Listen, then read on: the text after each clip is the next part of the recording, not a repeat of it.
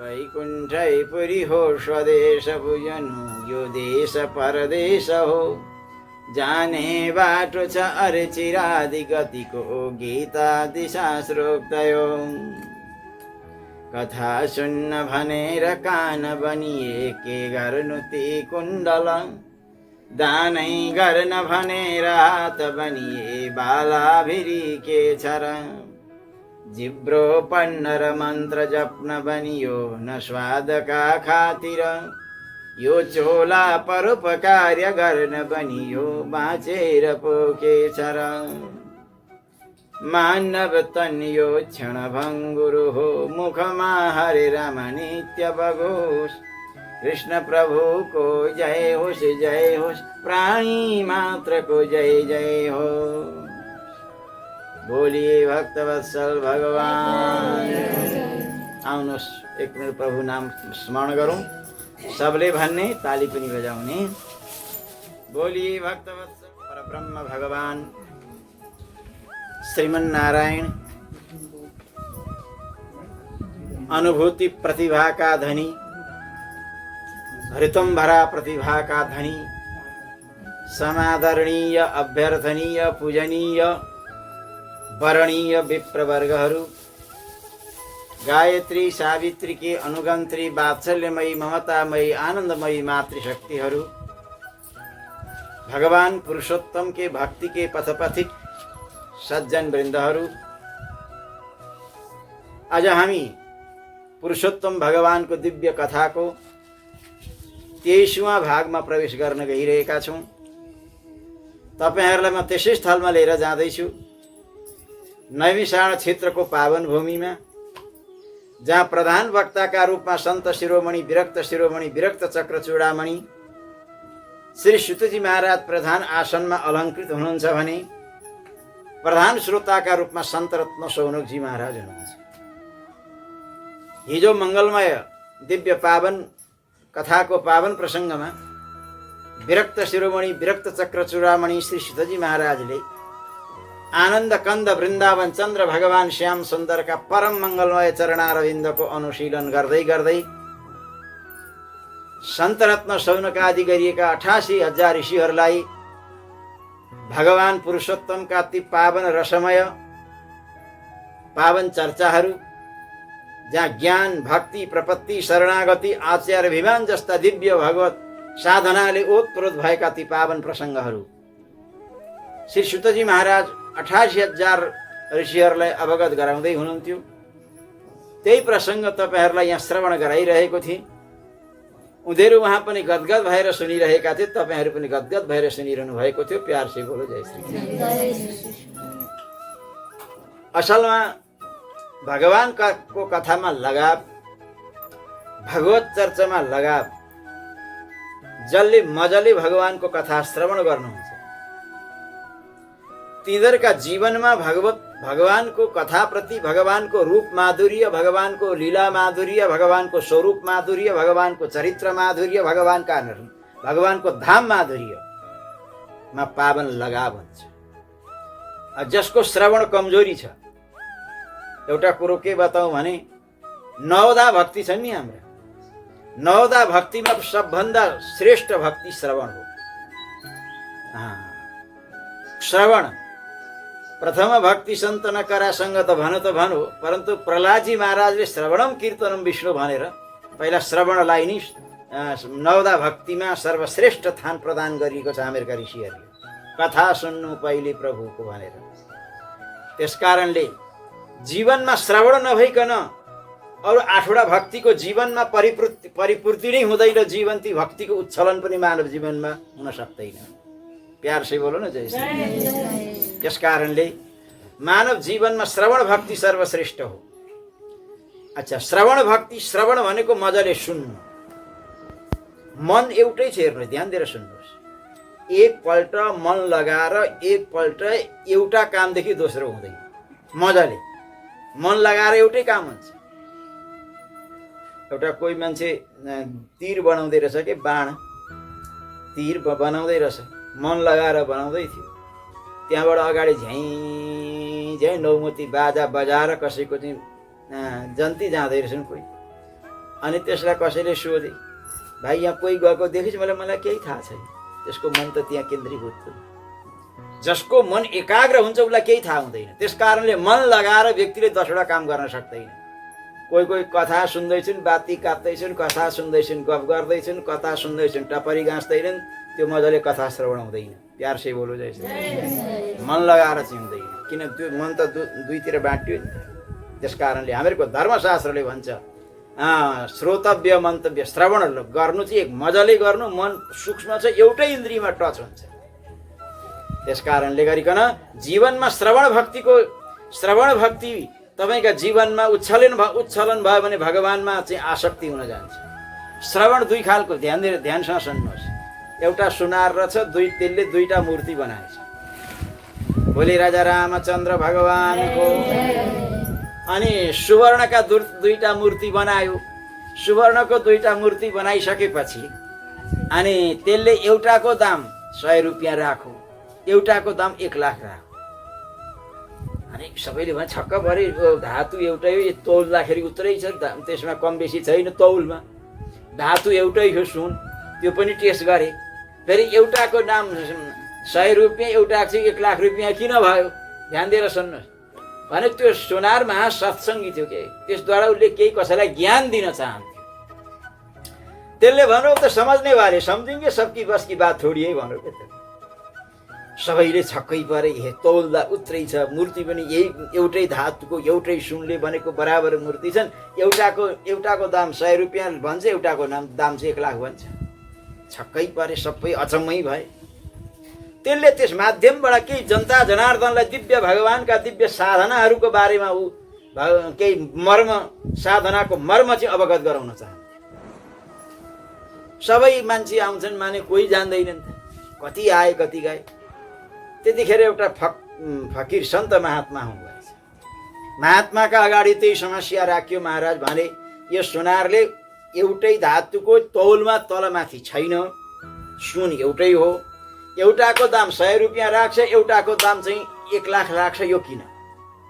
सन्तले यसो हेर्नुभयो, छेसको ल्यायो त भन्नु, यति लामो सिनको दि, अनि त्यो मूर्तिका कान पनि बनेका रहेछ। यसो छेसको हालेको, यहाँबाट हालेको यता निक्ल्यो, बोलो यो चाहिँ 100 रुपियाँको रहेछ भने ध्यान दिएर सुन्नुहोस्। अनि छेसको अर्को हालेको उता केही रहेछ कि बिचमा, उता नगएर त्यो छेसको त तल पो भयो, यसो बटारिएर तल भयो, बोल्यो चाहिँ 1 लाख हो। यो श्रोता पनि त्यस्तै, यताबाट सुनेर यताबाट उडाए, सुनो सुनो सुनो, उठ्ने बेलामा झारझुर पारो, डाङडुङ गरेर घर एक्लै गयो, कथा नपोकिकन। त्यो चाहिँ 10 रुपियाँका श्रोता हो। प्यार से बोलो जय श्री कृष्ण। अब जीवनमा त्यो यता लाको चाहिँ उता नगएर स्वाट तल पसो नि, त्यो चाहिँ 1 लाखका श्रोता हुन्। प्यार से बोलो बोलिए भक्त भगवानको। त्यस कारणले गरिकन जसले जीवनमा उतारो, जसले जीवनमा भगवत कथा श्रवण गरो, त्यसको जीवनमा के हुन्छ अरे भने भगवानका प्रति निष्ठा भाव, पुरुषोत्तम प्रति अनुराग, भगवानमा प्रेम श्रवण नगरी हुँदैन। रुक्मिणीजी महारानीको भगवानलाई, रुक्मिणीले भगवानलाई थोडी देखेको थियो, सुनेरै उहाँको प्रेम भयो। सुनेरै रुक्मिणीजी महाराज प्रेम पत्र लेख्नु भगवानलाई। आजकल त्यो लभ लेटर भन्छ नि, पहिला प्रेम पत्र, संस्कृतमा त्यसको नाम हो प्रेम पत्र। आजकलका इङ्ग्लिसमा लभ लेटर, आजकल त फेसबुकमै सब थोक भइगयो। बोली भक्तवत्सल भगवानको। अब के त, अनि त्यहाँदेखि रुक्मिणीजीले के लेख्नु थाहा छ? 7वटा श्लोकमा पहिलो श्लोक लेख्नुहुन्छ, श्रुत्वा गुणान् भुवन सुन्दर सेणतान्ते। जय हो। अरे निर्विश्य कर्ण विवरै हरतुङ्गतापं रूपं दृशां दृशिमताम् अखिलार्थलाभं त्वय्यच्युता विशति चित्तमपत्रमं मे। रुक्मिणीजीले भन्नुभयो, मैले हजुर भगवानलाई देखेको थिएन। रुक्मिणीले, नारदजीले आउनुहुन्थ्यो, सुनाउनुहुन्थ्यो भगवान यस्ता यस्ता, सुनेरै उहाँसँग प्रेम भयो, सुनेरै। अनि ती ब्राह्मणलाई किनकि यस्तो भयो नि त, रुक्मिणी ठुली भई, अब बिहा गर्ने बेला भयो। एउटा कुरो के छ भने छोरा ठुला भयो भनेदेखि बाबुको कुरो सुन्दैन, आफ्नो निर्णय गरेर आइहाल्छ। शिशुपाल त्यो रुक्मीले चाहिँ शिशुपालका साथमा तय गरेर आएछ। हेर्नुहोस् है, अब आएर बुवालाई भन्नु, बुइनीलाई भन्नु, आजका 3 दिनका दिन चाहिँ नि शिशुपाल चाहिँ बेहुलो बनेर आउँछ, त्यस कारणले गरिकन उनका गलामा वरमाला लगाइदिनु भन्नु बुइनीलाई भनेर। त्यति भने हिँडिहाल्छ कहाँ। अब अरे बाबु, तेरी बुइनीको मन कता छ, के छ, त चाहिँ आफै निर्णय गरेर आइस्। अरे उसले त सानैदेखि द्वारिकाधीश भगवानको कुरो कहानी खस्याखुसु गरेको सुन्छु, उसलाई मन पराकी छ क्या र? नारदजी आएर सधैँभरि भगवानको गुणानुवाद गाउनुहुन्थ्यो। रुक्मिणीका मनमा यो मनोभाव, यो जीवन साथी बनाउनु छ भने दुनियाँदार जन्मिने मर्नेवाला मान्छेसँग किन जीवन साथी बनाउनु? अरे ऐसे बारे को बारे, जय हो। अरे ऐसे बारे को बारे जो जन्मे और मर जाए। अरे बरबरी ए गोपाल ज्यू जाको चुडालो अमर हो जाए। अब बिहे नै गर्नु छ भने जन्मिने मर्ने यस्तासँग किन बिहे गर्नु? छिटै मर्यो भने विधवा भएर बस्नु पर्ने, यस्ता संसारी पतिसँग बिहे गर्दिन भन्ने रुक्मिणीका मनको मनस्थितिमा यो छ। ऐसे बारे को बारे जो जन्मे और मर जाए। अब बरै गर्नु छ भने भगवानलाई बिहे भगवानसँग गर्छु भन्ने उहाँको मनस्थिति। नारदजीले आएर बार बार भगवानको गुणानुवाद पनि सुनाएको, उहाँको सुनेरै भगवानमा प्रेम भयो। त्यस कारणले गरिकन रुक्मिणीले भगवानसँग बिहापछि गर्नुभयो। अब यतातिर शिशुपालले त त्यसो भनेर गयो। रुक्मिणीजी के गर्नु, रुँदै रुँदै भाउजूका पासमा जानुभयो। रुक्मिणीले भन्नुभयो, भाउजू दाजुले गर्न सुन गरेर आएछ। बोले के गरे? मेरो बिहाको तय गरेर आएछन् शिशुपालका साथ। भाउजूले भन्नु शिशुपाल के कमी छ त, राजकुमार हो पछि राजा हुन्छ, एउटा देशको राजै हो। बोले रुक्मिणीले भन्नुभयो मैले त्योसँग त जीवनसाथी बनाउने मेरो त्योसँग इच्छै छैन, मैले कसलाई बनाउनु भएको छ तपाईँलाई, मन कसमा छ तपाईँको, कोसँग प्रेम हुँदैछ त आजकल भन्दाखेरि उहाँले भन्नुभयो मसँग साक्षात् द्वारिकाधीश भगवान् श्याम सुन्दरदेखि अतिरिक्त जीवनसाथी बनाउने कसैको मैले आजसम्म इच्छा गरेकी छु। त्यसो भनेदेखि अब के गर्ने त, भगवान् तपाईँको इच्छा छ भने भगवान्ले स्वीकार गर्नुहुन्छ। स्वीकार कसरी गर्नुहुन्छ? आजका 3 दिनका पछाडि शिशुपाल नै म बेहुलो हुँ भनेर आउँछ। अनि कसरी भगवान्लाई त थाहा नै हुँदैन। भाउजूले उपाय सिकाउनु। यी ब्राह्मण छन् नि, बोले त्यो ब्राह्मण छन्, ब्राह्मणलाई प्रेम पत्र लेख्नु, भगवान्का हातमा लगेर दिनु भन्नु। ब्राह्मणले तपाईँको पत्र लिएर जान्छन् अनि भगवान्का हातमा दिन्छन्, भगवान् आउनुहुन्छ तपाईँलाई हरेर लिएर जानुहुन्छ। भाउजूले सिकाइन् सुटुक्कै। रुक्मिणीले सर सर सर सर सर पत्र लेख्नुभयो। अब के छ भने ब्राह्मणले पत्र यो भगवान्लाई दिनु भनेर भन्नुभयो। ब्राह्मणले सोचे कि रुक्मिणीको पत्र लिएर गयो होइन, राजकुमारीको पत्र दिएर आएपछि केही न केही चकाचक पैसा सैसा धन सम्पत्ति मिल्छ भनेर लोभले ब्राह्मणले लिएर गए। बेलुकाको समय थियो, भगवान् परमात्मा चिन्तित मुद्रामा हुनुहुन्थ्यो। भगवान् ध्यानसँग सुन्नु, भगवान्लाई पनि चिन्तै छ के गर्ने। जब सानो थिएँ आमा मलाई चाहिँ भन्नुहुन्थ्यो अरे माखन से भी कोमल लाला जय हो, अरे माखन से भी कोमल लाला चंदा से भी सुंदर, लाला तुही दुलही ल्याइ हूँ। लाला माखन भन्दा कोमल अङ्ग कि चन्द्रमा भन्दा उज्याली एउटी बेहुली ल्याइदिन्छु भन्नुहुन्थ्यो आमा। अब आमा पनि कुरो कानी गर्नु, दाजुको बिहे भइसक्यो, मलाई हेर्न पनि आउँदैन कोही। भगवान्लाई चाहिँ सानैदेखि बिहे गर्ने इच्छा थियो कि हेर्न पनि आउँदैनन् कोही। आउन कसरी र पछाडिको रिकर्ड ठिक छैन यार से बोलो जय श्री कृष्ण। किनभने चिर चोर, दही चोर, माखन चोर यो दुनियाँ थोक छ नि। त्यही मैले यो चाहिँ हँसीमा भन्यो कि भगवान्को कमी के छ। प्यार से बोलो जय श्री कृष्ण। अब त महाराज भगवान् चिन्तित मुद्रामा बस्नु भएको थियो। ब्राह्मण साँझका अवस्थामा त्यो प्रेम पत्र लिएर पुग्नुभयो रुक्मिणीजीका पासमा। अनि रुक्मिणीको पत्र लिएर भगवान्का पासमा ब्राह्मण पुग्नुभयो। ल कुण्डिनपुरमा भीष्मक महाराजकी छोरी जसको रुक्मिणी नाम हो, उहाँले तपाईँलाई प्रेम पत्र लेख्नु भएको छ। यो प्रेम पत्र पढ्नुहोस्। भगवान्ले मर्यादित, किन द्वारिका लीला मर्यादा लीला हो। भगवान्ले भन्नुभयो कुनै अविवाहिता कन्याले कुनै अविवाहित वरलाई पत्र लेख्छिन् भने एकान्तमा नपढ्नु। त्यस कारणले भनेको छ तपाईँ नि पढेर सुनाउनुहोस्। ब्राह्मणले पत्र पढेर सुनाउनु। त्यो पत्रमा त्यही छ, पहिलो श्रवण भक्ति। अरे श्रुत्वा गुणान् भुवन सुन्दर श्रीणवतां ते। महाराज हजुरको श्री विग्रहलाई मैले देखेको छुइनँ, परन्तु हजुरको गुणा स्वरूप माधुर्य, रूप माधुर्य, लीला माधुर्य, यी जटाधारी शठाधारी लठाधारी ज्ञानी मुनि सन्त अमलात्मा यहाँ आइरहन्छन्। हजुरको गुणानुवाद सुन्दा सुन्दा मैले हजुरको यो मन रूपी चित्त हजुरका चरणार बिन्दमा फसेको छ। मैले जीवन साथी बनाउँछु त केवल हजुरलाई नै बनाउँछु, हजुरदेखि अतिरिक्त कसैलाई बनाउँदिनँ। तपाईँ भन्नुहुन्छ होला महाराज तिमी कसकी छोरी हौ, कहाँ जन्मेकी, को हौ, म चिन्दा नि चिन्दिनँ भन्नुहुन्छ होला। महाराज म भीष्मक महाराज की विदर्भ देश की भीष्मक महाराज की म एउटी छोरी हुँ। हामी 4-5 भाइ दाजुभाइ छन्। एउटी छोरी भएको हुनाले दुलार र प्रेम स्नेह मलाई ज्यादा मिलो। त्यस कारणले गरिकन म हजुरलाई चाहन्छु।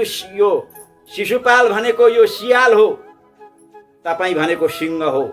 सिंहको भाग सियालले लग्यो भने त्यो इज्जत कसको जान्छ? सिंहको जान्छ। सियालको के जान्छ? त्यो जाँदैन। त्यस कारणले मलाई केही कथङ्गुलले लग्यो भने तपाईँको इज्जत जान्छ। अब तपाईँ भन्नुहुन्छ होला तिमी त भित्र कुनै कुना बसेकी हौली, अब त्यहाँ झगडा नगरी युद्ध नगरिकन कसरी लानु भने तपाईँ भन्नुहुन्छ होला। रुक्मिणी पनि त्यो उपाय लेख्नुहुन्छ। अन्तपुरान्तरचरिं विनिहत्य बन्धुं स्वामोद्वहे कथमिति प्रबुधाम्युपायम्। अरे पूर्वेद्युरस्ति महती कुलदेवी यात्रा एश्याम नववधुर्गिरिजामिपेयात्। महाराज हाम्रो कुलको परम्परा यो छ, जब कन्याको बिहा हुने बेला हुन्छ त्यतिखेर अलिकति पार्थे गिरिजाजीको मन्दिर छ, पार्वतीको मन्दिर, त्यो कन्या पूजा गर्नका लागि गिरिजाजीका मन्दिरमा प्रस्थान गर्न जान्छन्। मलाई त्यहाँ म जान्छु। तपाईँ चाहिँ के छ भनेदेखि त्यसका मन्दिरका पछाडि आएर बस्नु। रुक्मिणीजी सबै त्यो उपाय बताउँदै हुन्छ। मन्दिरका पछाडि आएर बस्नु, म पूजा गरेर स्वाट्ट बाहिर निक्लिन्छु, मलाई च्याप्प समात्नु, लिएर जाइहाल्नु। यसो भनेर पत्रमा लेख्नुभयो।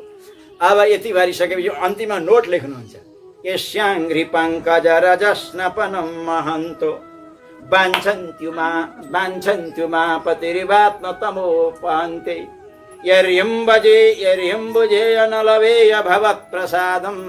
यदि तपाईँले मलाई उपेक्षा गरिदिनु भयो भने, पछि गरौँला कसै गर्ला भन्नुभयो भने म बिहा कसैसँग गर्दिनँ, तपस्या गर्छु फेरि मर्छु, फेरि तपस्या गर्छु जन्मिन्छु, फेरि मर्छु, फेरि तपस्या गर्छु, फेरि जन्मिन्छु, फेरि मर्छु, फेरि तपस्या गर्छु, लेकिन जन्म कोटि लगल हमारी, अरे बरहूँ शम्भु नतुरहूँ कुमारी। जस्ता प्रकारले पार्वतीले भनेको थियो, जन्म जन्म यो कुमारी नै बस्छु, लेकिन भोलेनाथ भगवानदेखि अतिरिक्त कसैलाई पति बनाउँदिन भनेर पार्वतीले भनेको थियो। त्यस्तै प्रकार रुक्मिणीजीले भन्नुभयो, म कसैसँग बिहा गर्दिन, तपस्या गर्छु मर्छु, तपस्या गर्छु मर्छु। यो पत्रमा लेखेको रहेछ। भगवानले ब्राह्मणले भन्नुभयो, सुन्नुभयो, अब तपाईँ म जाँदै गर्छु, तपाईँ आउनु होला। भगवानलाई चाहिँ कतिखेर जाउँ जस्तो भएको रहेछ कि भगवानले भन्नुभयो, शुभस्य शीघ्रम, राम्रा काममा विलम्ब गर्नु हुँदैन, त म रथ हाँक्छु, तपाईँ बस्नुहोस् पछाडि बस्नु, म रथ हाँकेर लान्छु। अब महाराज ब्राह्मणलाई पछाडि बस्नुभयो, भगवानले स्वयं रथ हाँक्नुभयो, तड तड तड तड तड तड तड रथ अगाडि बढो, तड तड तड उताबाट सिधै बलरामजी आउँदै हुनुहुन्छ। बलरामजीलाई देख्ने बित्तिकै भगवानलाई पसिना दाजु के भन्नुभयो, कहाँ गएको भन्दा लाज हुँदैन, केटी भगवान गएको भन्दा त्यो भन्नु नि त भएन नि त। अब साँझको व्यवस्थामा साँझको छ, ब्राह्मणलाई पछाडि राखेर ब्राह्मणलाई पछाडि भगवान तड तड तड तड तड तड रथ हाँकेर अगाडि बढ्नु। अगाडि भएपछि बलरामजीले सोध्नुभयो, लाला कता? अब के भन्नु? भगवानले भन्नु, उतै हिँडेको। अरे उतै कता? कता उतै? भने महाराज उतै भन्नै सक्नुभयो। अनि ब्राह्मणले महाराज स्वयंवरमा हिँडेका उहाँ भीष्मक महाराजको छोरीको बिहा छ, बलरामजीले दालमा कालो छ भने के थाहा? अनि स्वयंवरमा जानु छ भने त्यसरी लजाउने कुरो आउँछ र? भगवान बलरामजीलाई दाजुलाई बहुतै सम्मान गर्नुहुन्थ्यो। भगवान सिधै पुग्नुभयो, त्यो गिरिजाजीका मन्दिरका पछाडि लगेर ब्राह्मणलाई लगेर राखिदिनु भयो। भगवानलाई राखिदिए ब्राह्मणले, अनि गएर रुक्मिणीजीलाई भने, मैले भगवानलाई लिएर आएको छु, चिन्ता नगर, मन्दिर पछाडि छन् भगवान। प्यार से बोलो जय श्री। मन्दिर पछाडि भगवानलाई मैले राखेको छु। त्यस कारणले गरिकन अब यो भएपछि रुक्मिणी महाराज यति हर्षित हुनुभयो। अब रुक्मिणीजीले नमस्कार गर्नुभयो। नमस्कार गरेपछि ब्राह्मणले भन्नु, बाप रे बाप, यत्रो काम गरेँ, उहाँबाट भगवानलाई लिएर आएँ, मन्दिर पछाडि राखेँ, यत्रो काम गरेँ, ए राजकुमारी यसो अलिअलि सुनको सिक्री यसो 200 अलिअलि पैसा दिएको भएदेखि मेरो काम चल्थ्यो। नमस्कार मात्रै गर्नु, यो नमस्कार खानु पनि हुँदैन, ओछ्याउनु पनि हुँदैन, ओढ्नु पनि हुँदैन, नमस्कार मात्रैले के गर्नु? प्यार से बोलो त्यसो। अब यो के गर्ने? अब भाइको जे गर्नुभयो। अब रुक्मिणीका मनमा यो भएन, यसको बदलामा म के दिउँ? त्यो दिने उहाँका अगाडि केही त्यस्तो यस्तो हर्क भयो। त्यो लक्ष्मीजीले नमस्कार गरिसकेपछि त उसका जीवनमा त कोही चकाचक भइहाल्यो नि। एउटा कुरो बताउनु, भगवानले दिँदाखेरि माइकिङ गरेर दिनुहुन्न कि लक्ष्मीजीले दिँदाखेरि माइकिङ गरेर दिनुहुन्न? हामीहरूले कुनै संस्थामा केही दिनु पर्यो भने फलानाको छोरो, फलानाको नाति, फलानाकी बुहारी, फलानाको यो, फलानाको ऊ, यतिका उस्ता भनेर चाहिँ लु माला लगाइदियो, ताली पड्काओ, के अरे अबिर लाओ, नचाओ, अनेक प्रकारको चाहिँ गरेर दिन्छ। संसारले दियो भने, भगवानले दिँदाखेरि सट्याक सुरु कसैले चालै पाउँदैन। भगवानले जब भगवानले चाहिँ नि सुदामाजीलाई दिनुभयो, कसैले चाल पाए, कसैले पनि चाल पाएन। भगवानले दिँदाखेरि सुटुक्क दिनुहुन्छ। प्यार से बोलो जय श्री। लक्ष्मीजीले रुक्मिणीले चाहिँ त्यसलाई नमस्कार गरिसकेपछि उसको त चकाचक भयो नि, अगाडि पो बढ्नु भएन त। अब महाराज यतातिर भगवान परमात्मा चाहिँ उता त्यो मन्दिर पछाडि बस्नु भएको छ। यता शिशुपाल आएको छ है, अब दुबाको माला लगाएर नौमती बाजा बजाएर आजको बेहुलो मै हुँ भनेर राडीमा बस्या छ, सुपारी खाएको छ। अब चाहिँ नि सम्मान पुरा अब भइसक्यो।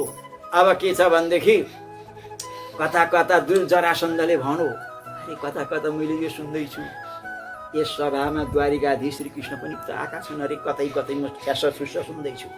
शिशुपालले भन्यो कस्ता अपवित्र व्यक्तिको नाम लिनुभयो, जसको जातिको पता छैन, पातिको पता छैन, बाबुआमाको पता छैन। पहिला नन्दको छोरो भन्थ्यो, कहिले वसुदेवजीको छोरो भन्छ, बाबुआमाको पता छैन, जातिको पता छैन, त्यो मामाको हत्या र प्रायश्चित्त गरेको छैन। त्यस्ता अधम व्यक्तिको नाम हामी जस्ता सभ्य व्यक्तिका अगाडि लिने हो। जरासन्धले भन्यो त्यसलाई त चान्चुनी नसम्झी, म जस्तालाई 17 पल्ट हरायो त्यसले। कस्तो कुरो गर्छ, त्यो चान्चुनी होइन, त्यो त 18वां पाल्ट त ब्राह्मणका कृपाले गरेर म जितेँ त, नभए त्यो त महा उ छ। मलाई त यस्तो लाग्दैछ, अब बेहुलो बनेर त आइयो, परन्तु त आइस बिना बेहुली नलिकन फर्किन्छस् कि जस्तो लाग्दैछ। जरासन्धले भन्यो त्यसलाई तैँले सम्झेको होलास्, घिउ चोर्न मात्रै आउँछ भनेको सोचेको होलास्, दुध चोर्न मात्रै आउँदछ भनेको सोचेको होलास्। त्यसलाई घिउ चोर्न पनि आउँछ, दुध चोर्न पनि आउँछ, केटी चोर्न पनि आउँछ। प्यार से बोलो जय छ, त्यो त सबमा निपुण छ। मलाई त त्यो पनि यस्तो पनि को लाग्छ त। अब महाराज उसले भन्यो यो केस्तो अभाषी शब्द बोलिदिने हो, प्यार से बोलो जय श्री कृष्ण। अब यति भइसकेपछि त महाराज आज रुक्मिणीका दाजु रुक्मीले पुरा कडा सुरक्षा गरेको छ, कतै गडबडी हुन सक्छ कि भनेर।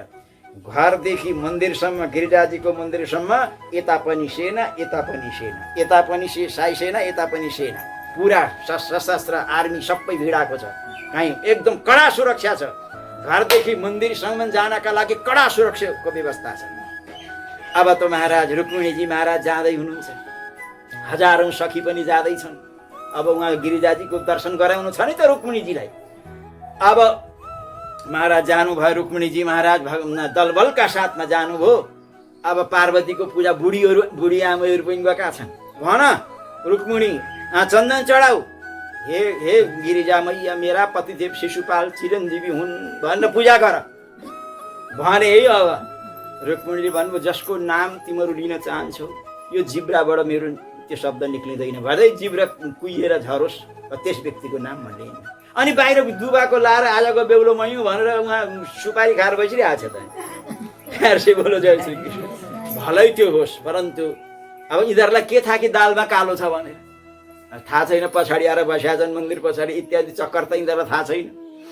अब त महाराज यसो भन्छन् मेरा पतिदेव शिशुपालजी महाराजको आयु बढोस् भनेर माला चढाऊ भन्छन्। बोल्दै त्यसो त्यो ऊ बोला भन्छ नि रुक्मिणीजी बोल्नुहुन्न, लक्ष्मी हुनु। लक्ष्मीको सम्बन्ध नारायणदेखि अतिरिक्त कसैको पनि हुन सक्दैन। प्यार से बोलो जय श्री कृष्ण। अब यो विवादका बीचमा गिरिजाजीले सुनेर मुसुक्क हाँस्नु भएछ, मूर्ति नै हाँसे। अनि गिरिजाजीले भन्नुभयो लक्ष्मीजी तपाईँले चाहेको पुरा हुन्छ। अब दैवी शक्ति पनि रुक्मिणीजीलाई प्राप्त भयो। रुक्मिणी महारानी पूजा गरेर बिस्तारै बिस्तारै बिस्तारै भित्रबाट स्वाट बाहिर निक्लिनुभयो। अब भगवान परमात्मा त्यो मन्दिरका पछाडि बस्नु भएको छ, सशस्त्र आर्मी, पुरा कडा सुरक्षा छ। केही हुन्छ कि भनेर सुरक्षाको विषयमा लुट छैन के, सुरक्षा टाइट छ। भगवान परमात्मा शिशुपालले के अरे यो रुक्मीले त्यस्तो व्यवस्था गरेको छ।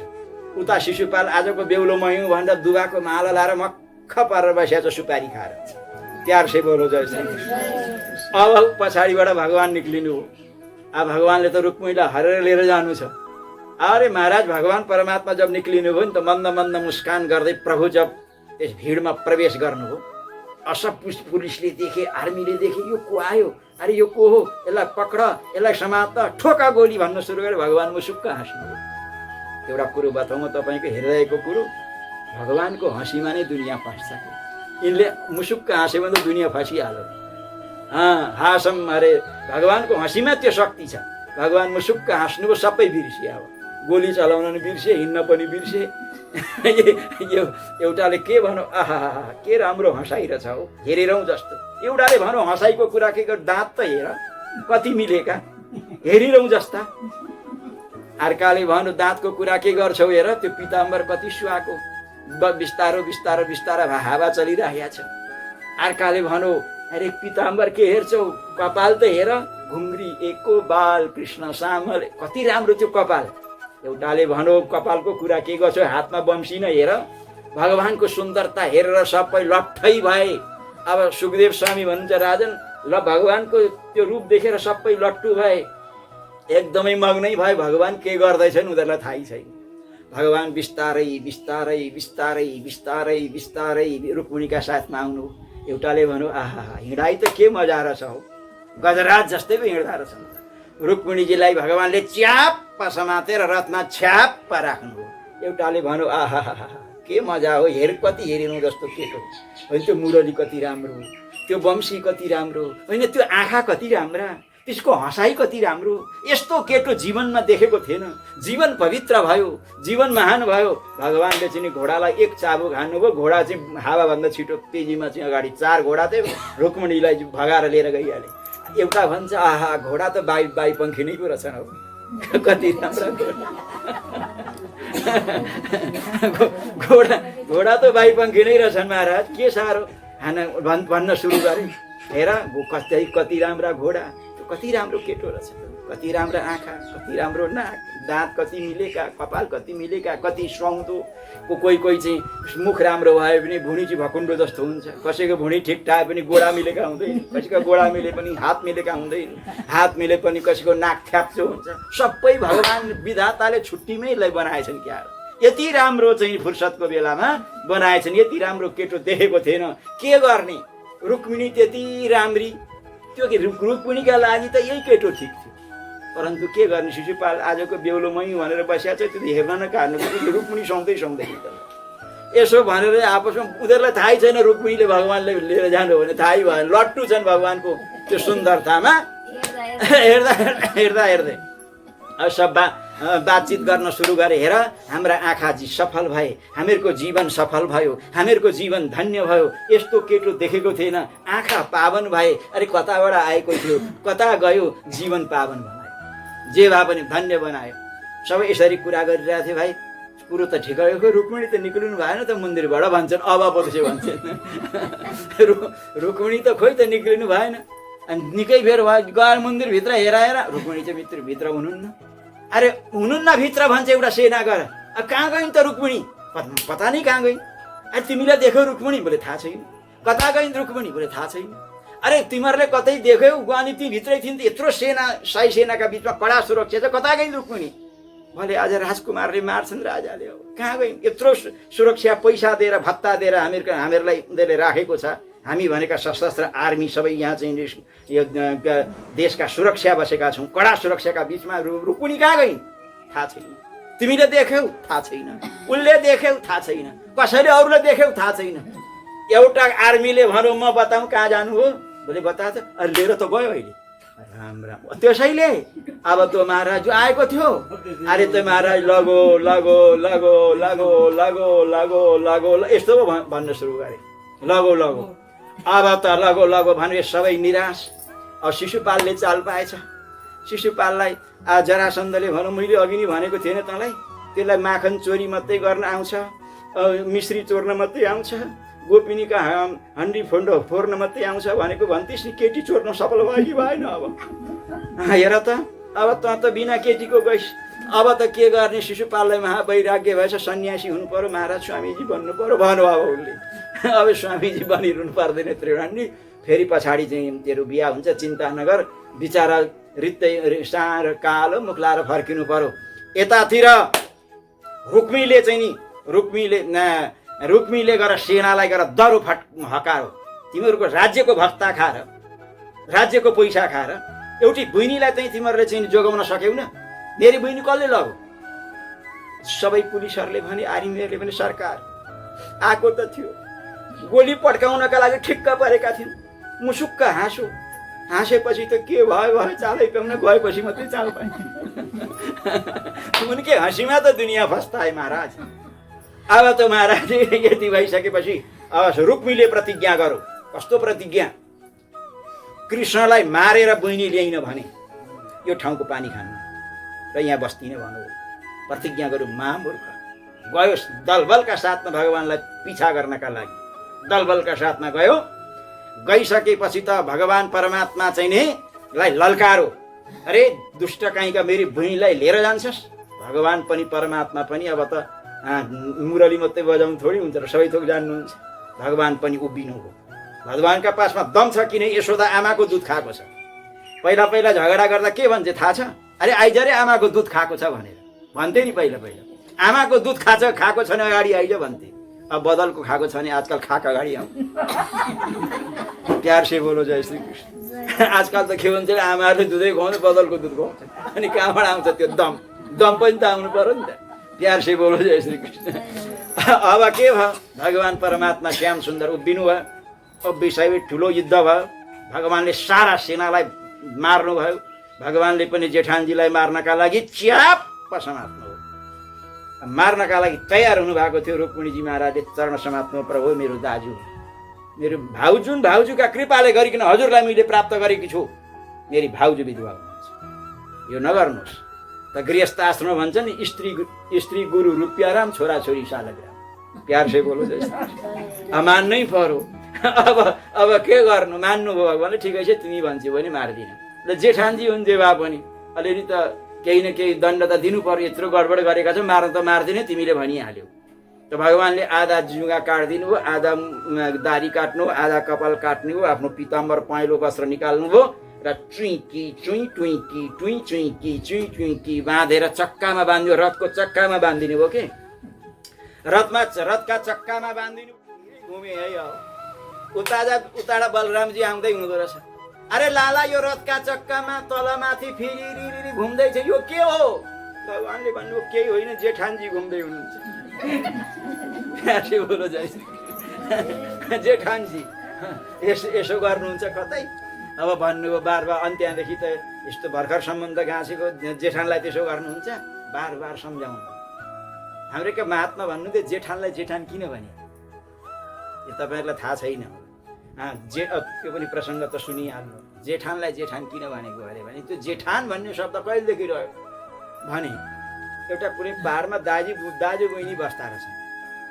दाजु चाहिँ सिधा रहेछ के सिधा, बहिनी चाहिँ महाचलाक, दाजु चाहिँ महासिधा। प्यार से बोलो जय श्री कृष्ण। अरू छोरी जन्माएपछि अन्माउनु पनि त पर्यो, जन्माएर अन्माउनु पनि पर्यो। अब त्यो छोरीको बिहा भएछ, पाहाडको ठाउँ रहेछ। बाबुजी पहिले गएका, आमा एउटा छोरो एउटी छोरी, यति मात्रै रहेछन्। त्यो दाजुलाई साह्रो नराम्रो लागेछ। बहिनी बिहानै उठ्थी, कसेर लगाउँथे, घरको काम गर्थी। अब त बहिनी छैन, सबै मैले नै गर्नु पर्यो भन्ने उसको मनस्थिति भयो। बहिनीलाई लगिहाल्यो, उसलाई दुःख पनि लाग्यो। अब त्यो बेहुली लगेपछि बेहुली फर्काउँछन् नि, अलिक दिन बसेर ल्याउँछन् नि। अनि लिएर आउँछन्। लिएर आइसकेपछि त महाराज अब त्यो म प्राय के भन्ने गर्ने गरेको छु भने पहिलोपल्ट ज्वाइँ जब ससुराली आउँछ है, पहिलोपल्ट साधकले भगवानका भक्तहरूले 4 धाम गरेर घरमा आउँदा जो आनन्द आउँछ, पहिलोपल्ट ज्वाइँ ससुराली जाँदा त्यस्तै आनन्द आउँछ। किन? ठ्याक्क गयो, राडीमा बस्यो, सुपारी खायो, धेरै बोल्नु हुँदैन, हाँ हुमै कुरो निकाल्यो। ज्वाइँ ठिकै छ? बोले राम्रै छ। बोल्यो पहिलाका ज्वाइँ थोडी बोल्थे र हाँ हुमै कुरो निकाल्थे, नै कस्तो चाहिँ ज्यादा बोल्ने रहेछ ज्वाइँ भन्थे। अब पहिलोपल्ट ज्वाइँलाई साह्रै आनन्द आउँछ अरे। अब ठ्याक्क गयो अनि त्यहाँ अब भोजनको बेला भयो। सासूको हात पहिलोपल्टको ज्वाइँ छाँटाको दाल, त्यो छाँटा राख्या हुन्छ नि, छाँटाको दाल, बोडीको दाल, दुनियाँ दाल वरिपरि, सब्जी पनि त्यतै 2-4 प्रकारको, ठ्याक्क ढकने खिर सब दुनियाँदार, 15-20वटा बोटुका छन् वरिपरि। पहिलोपल्ट आयो नि, त्यो ज्वाइँलाई त्यस्तो आनन्द हुन्छ अरे पहिलोपल्ट ससुरालीको मेजमान खाँदा। साधक 4 धाम गरेर आउँदा जो आनन्द हुन्छ त्यो आनन्द हुन्छ अरे पहिलोपल्ट। लेकिन संसारको प्रेम पुरानो हुन्छ, सधैँ टिक्दैन। पहिलोपल्ट त 15वटा बोटुका थिए, दोस्रो पल्ट जाँदा 6वटामै काम चलायो। किनभने प्रेम घटिहाल्यो। अब बार गयो भने 3टा बोटुकामा 2टामा दाल, एउटामा सही ज्वाइँ साहेब अचार चाहिँ भागैन। अब ज्यादै गयो, अब मान्ने सान्ने कोही छैन भनेदेखि अब ज्यादै गयो भने दाल मात्रै बोटुकामा, सब्जी र अचार पनि थालैमा, अनि ज्वाइँ पनि जानै छोड्छन्।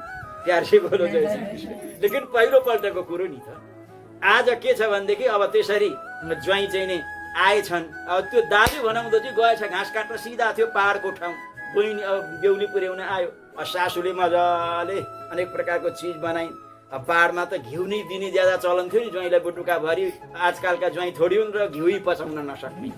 पहिला त टन्नै घिउ खान्थे, बोटुका भरि चकनै चकना त्यो दाना दाना भएको घिउ मग मग मग। आजकलको घिउ त बासन पनि आउँदैन, पहाडको त्यस्तो मग मग मग बासन आउने घिउ बोटुका भरि दिन्छन् सासूले।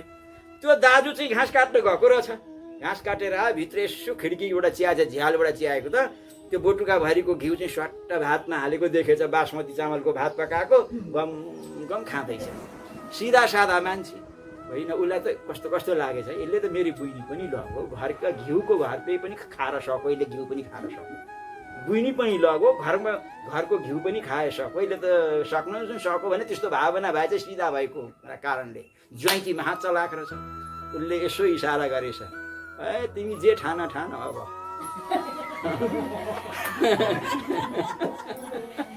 अब तिमी जे ठान ठान, तिम्रो बुइनी पनि लगे घिउ पनि खाए, तिमी जे ठान ठान भन्दैछ के सङ्केत।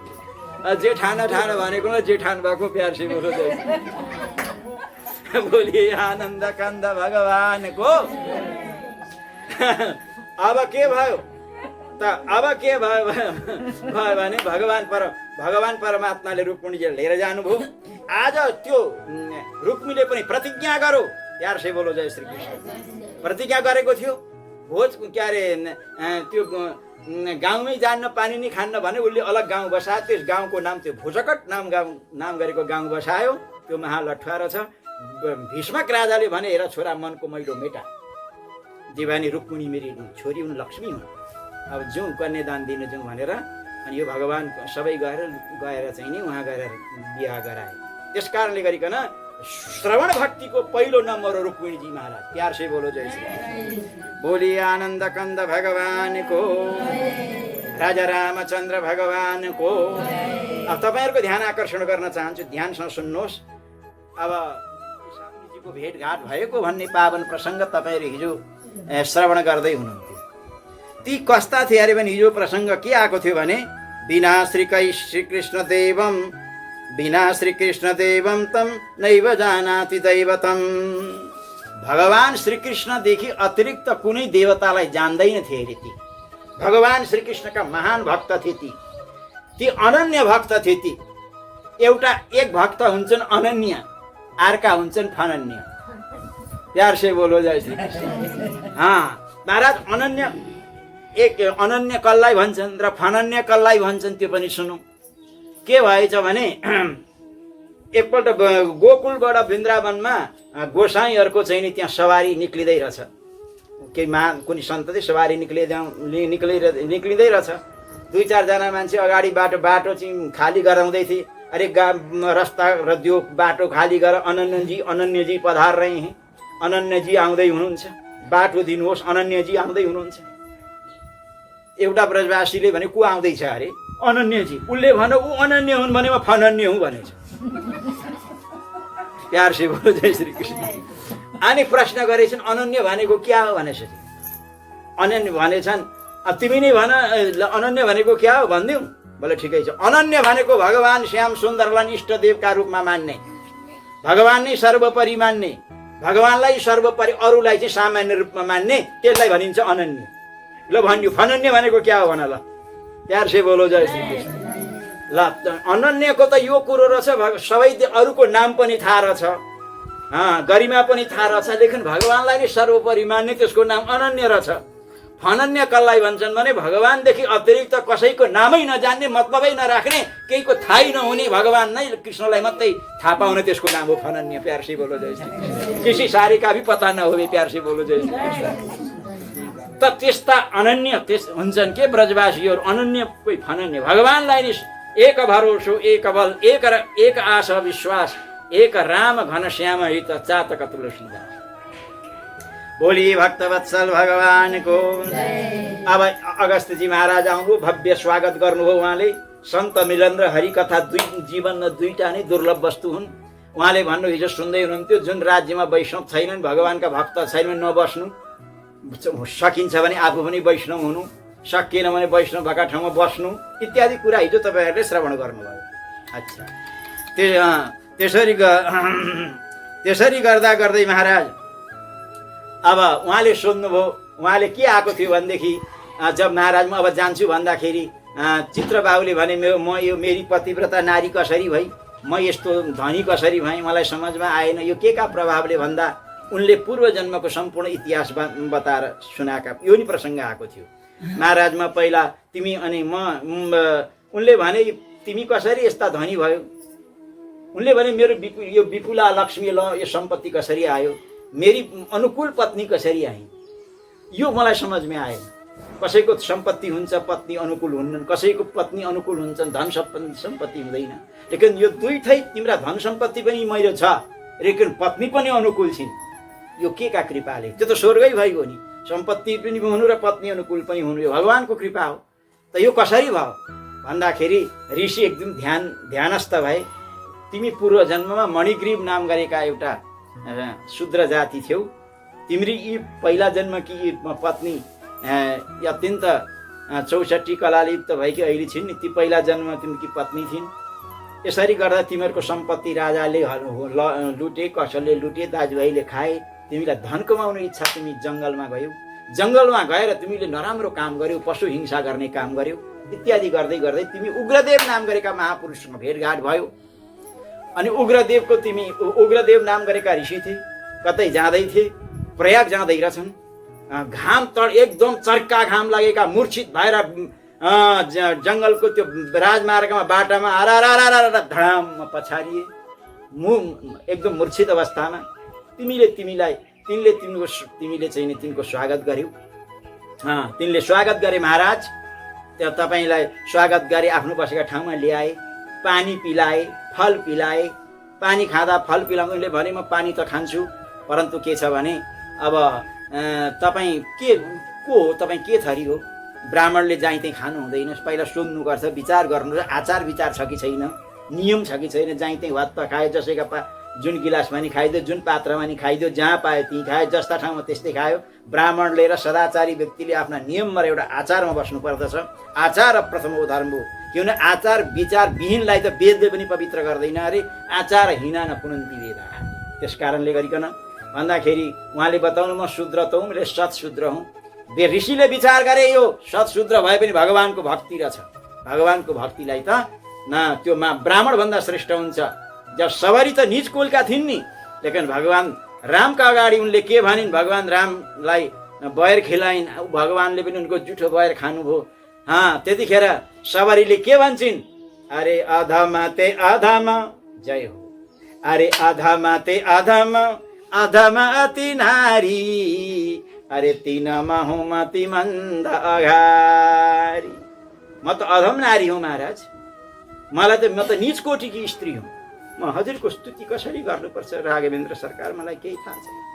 भगवान रामका आँखाबाट आँसु आए। त्यतिखेर भगवानले एउटै कुरो भन्नुभयो, अरे कह सुनु प्रभु सुनि भामिनी बाता,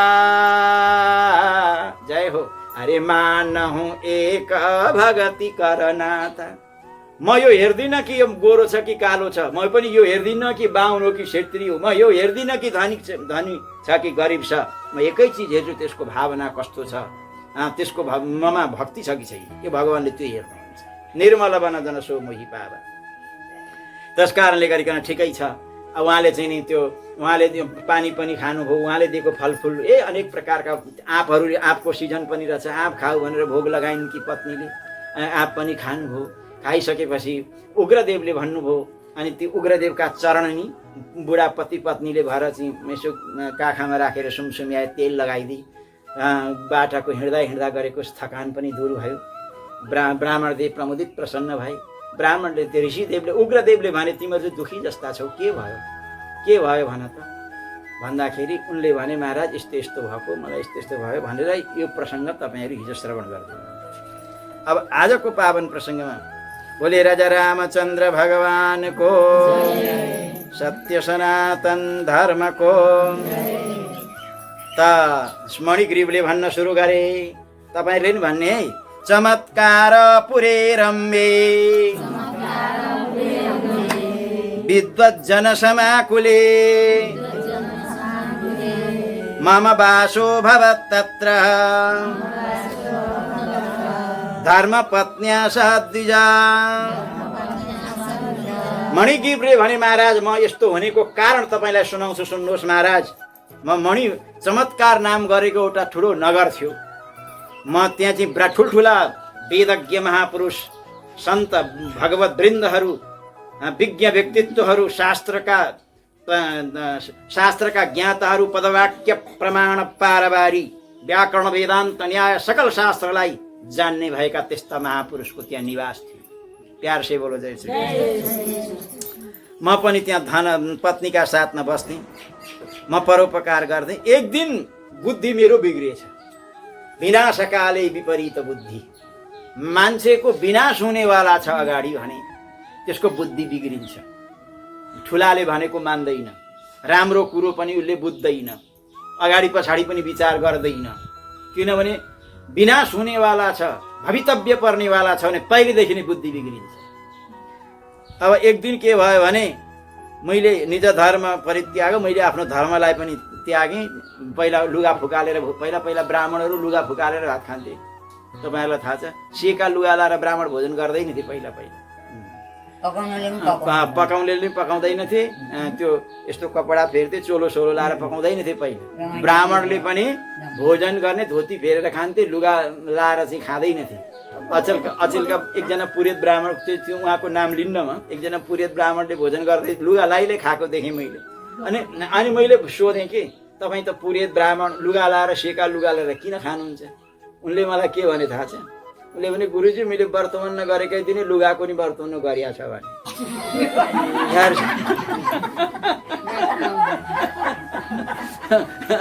बोलियो भक्तवत्सल भगवान। पहिला खाँदैन थिए, अब यिनले त्यसो गर्न सुरु गरे। त्यस कारणले चुलालाई चुलो किन भनेको? ध्यान दिएर सुन्नु। चुलो त के भनेको? हिन्दीमा चौका भन्छ, नेपालीमा चुलो भन्छ। चुलोको अर्थ के? यार से बोलो जय श्री। चुलोको त्यत्तिकै चुलो भनेको होइन। 4 चिजको जहाँ बुद्धि पुर्याइन्छ त्यसको नाम हो चुलो। चौका भने त्यसमै चौका भने हिन्दीमा चुलो भन्दैन, चौका भन्छ। चौकामा या बनाथा भन्छ, चुलामा यस्तै त पकाएको। हिन्दीमा चुलालाई चौका भन्छ, नेपालीमा चुलै भन्छ। अब चुलो भन्न छोड्यो, अब त ग्यास आजकल त किचन अरे। प्यार से बोलो जय श्री।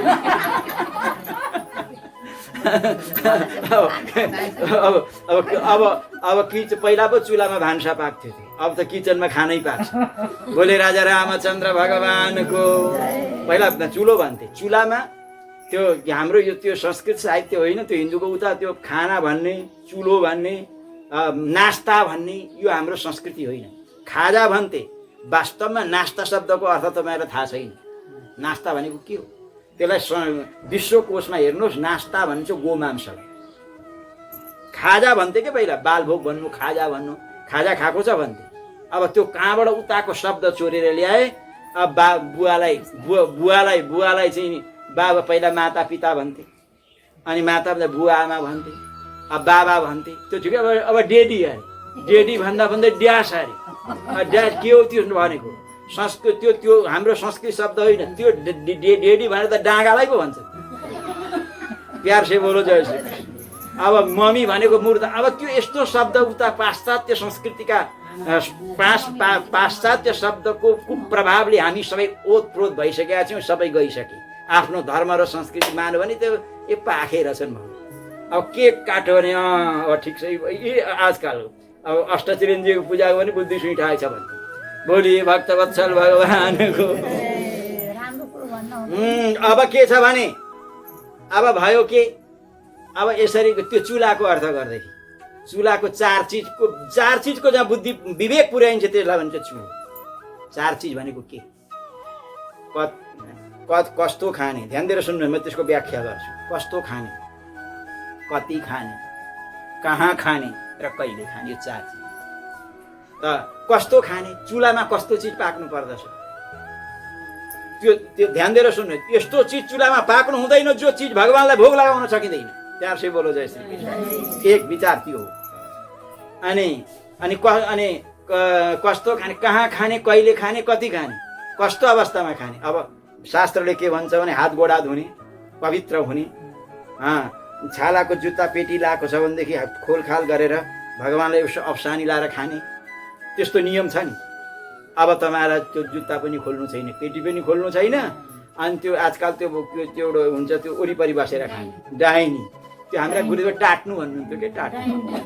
त्यसलाई टाट्नु किन भनेको अरे भने त्यो बाख्रालाई टाट्नु बनाउँथे नि पहिला, टाट्नु बनाउँथे, दुईटा बाख्रा उता बाँध्थे, अब 4वटा बाख्रा यता बाँध्थे, 4वटा यता बाँध्थे, बिचमा चाहिँ मुठो घाँस हाल्थे, अनि 4वटा बाख्रा यसो खुट्टा माथि उचाएर खुरुखुरु खान्थे।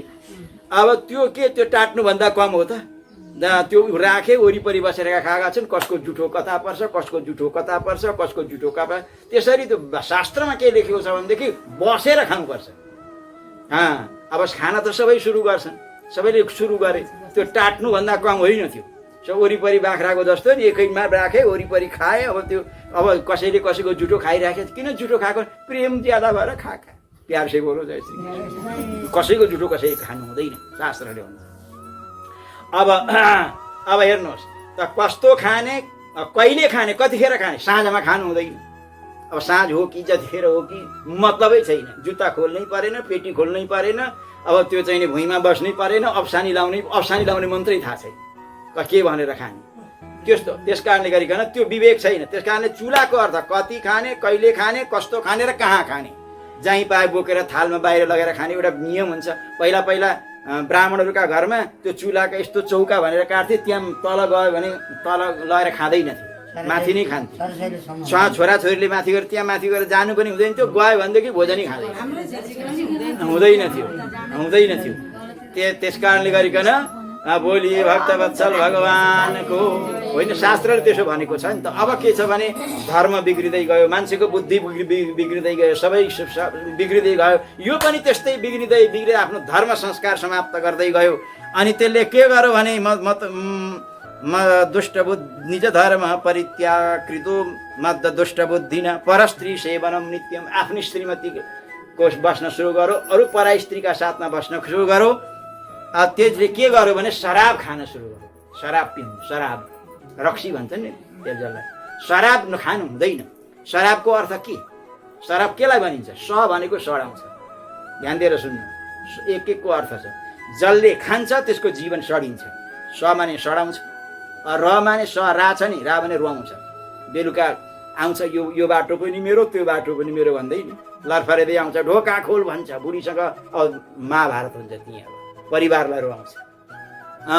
त्यस कारणले सडाउँछ, अनि र भनेको रुवाउँछ, अब भनेको बर्बाद गर्छ। त्यस कारणले त्यसको नाम शराब। खान सुरु गरो महाराज। अब चोरी गर्न सुरु गरो। ऊ आफ्नो भन्छ मैले यस्तो गरेँ भनेर नि। बोली भक्तवत्सल भगवानको। अब यसरी गर्दै गर्दै राजाले मेरो सबै धन लुटेर लगो। मेरो बुद्धि समाप्त भयो त, लक्ष्मीजीले पनि बस्न चाहनु भएन होला नि त। सबै राजाले लुटेर लगो सम्पत्ति। बुद्धि समाप्त हुन्छ, लक्ष्मीजी रिसाउँछिन् त, कुनै प्रकारले धन समाप्त हुन्छ। अलिअलि रहेको धन अवशिष्टम यत किञ्चित गृहीतम बन्धुवीर दाजुभाइले सबैले धन सबै लुटेर लिएर गएछन्। अब यसलाई सबैलाई तिरस्कार गरेर तिरस्कृत भयो यो। अब यो चाहिँ के गरेछ भने पशु मारेर खान सुरु गरेछ, जीव वध गरेर खान सुरु गरेछ। अब के गर्ने, मैले यसरी गर्दै गर्दै घोर जङ्गलमा आएँ। आज हजुरको दर्शन भयो महाराज, मलाई क्षमा गर्नुहोला। कुरुस्वानुग्रहम ब्रह्मन् पापयुक्तस्य साम्प्रतम प्राचीन पुण्यपुञ्जेन सम्प्राप्तो गहनं भवान्। आज भगवानका कृपाले गरिकन मैले हजुरसँग भेटघाट भयो।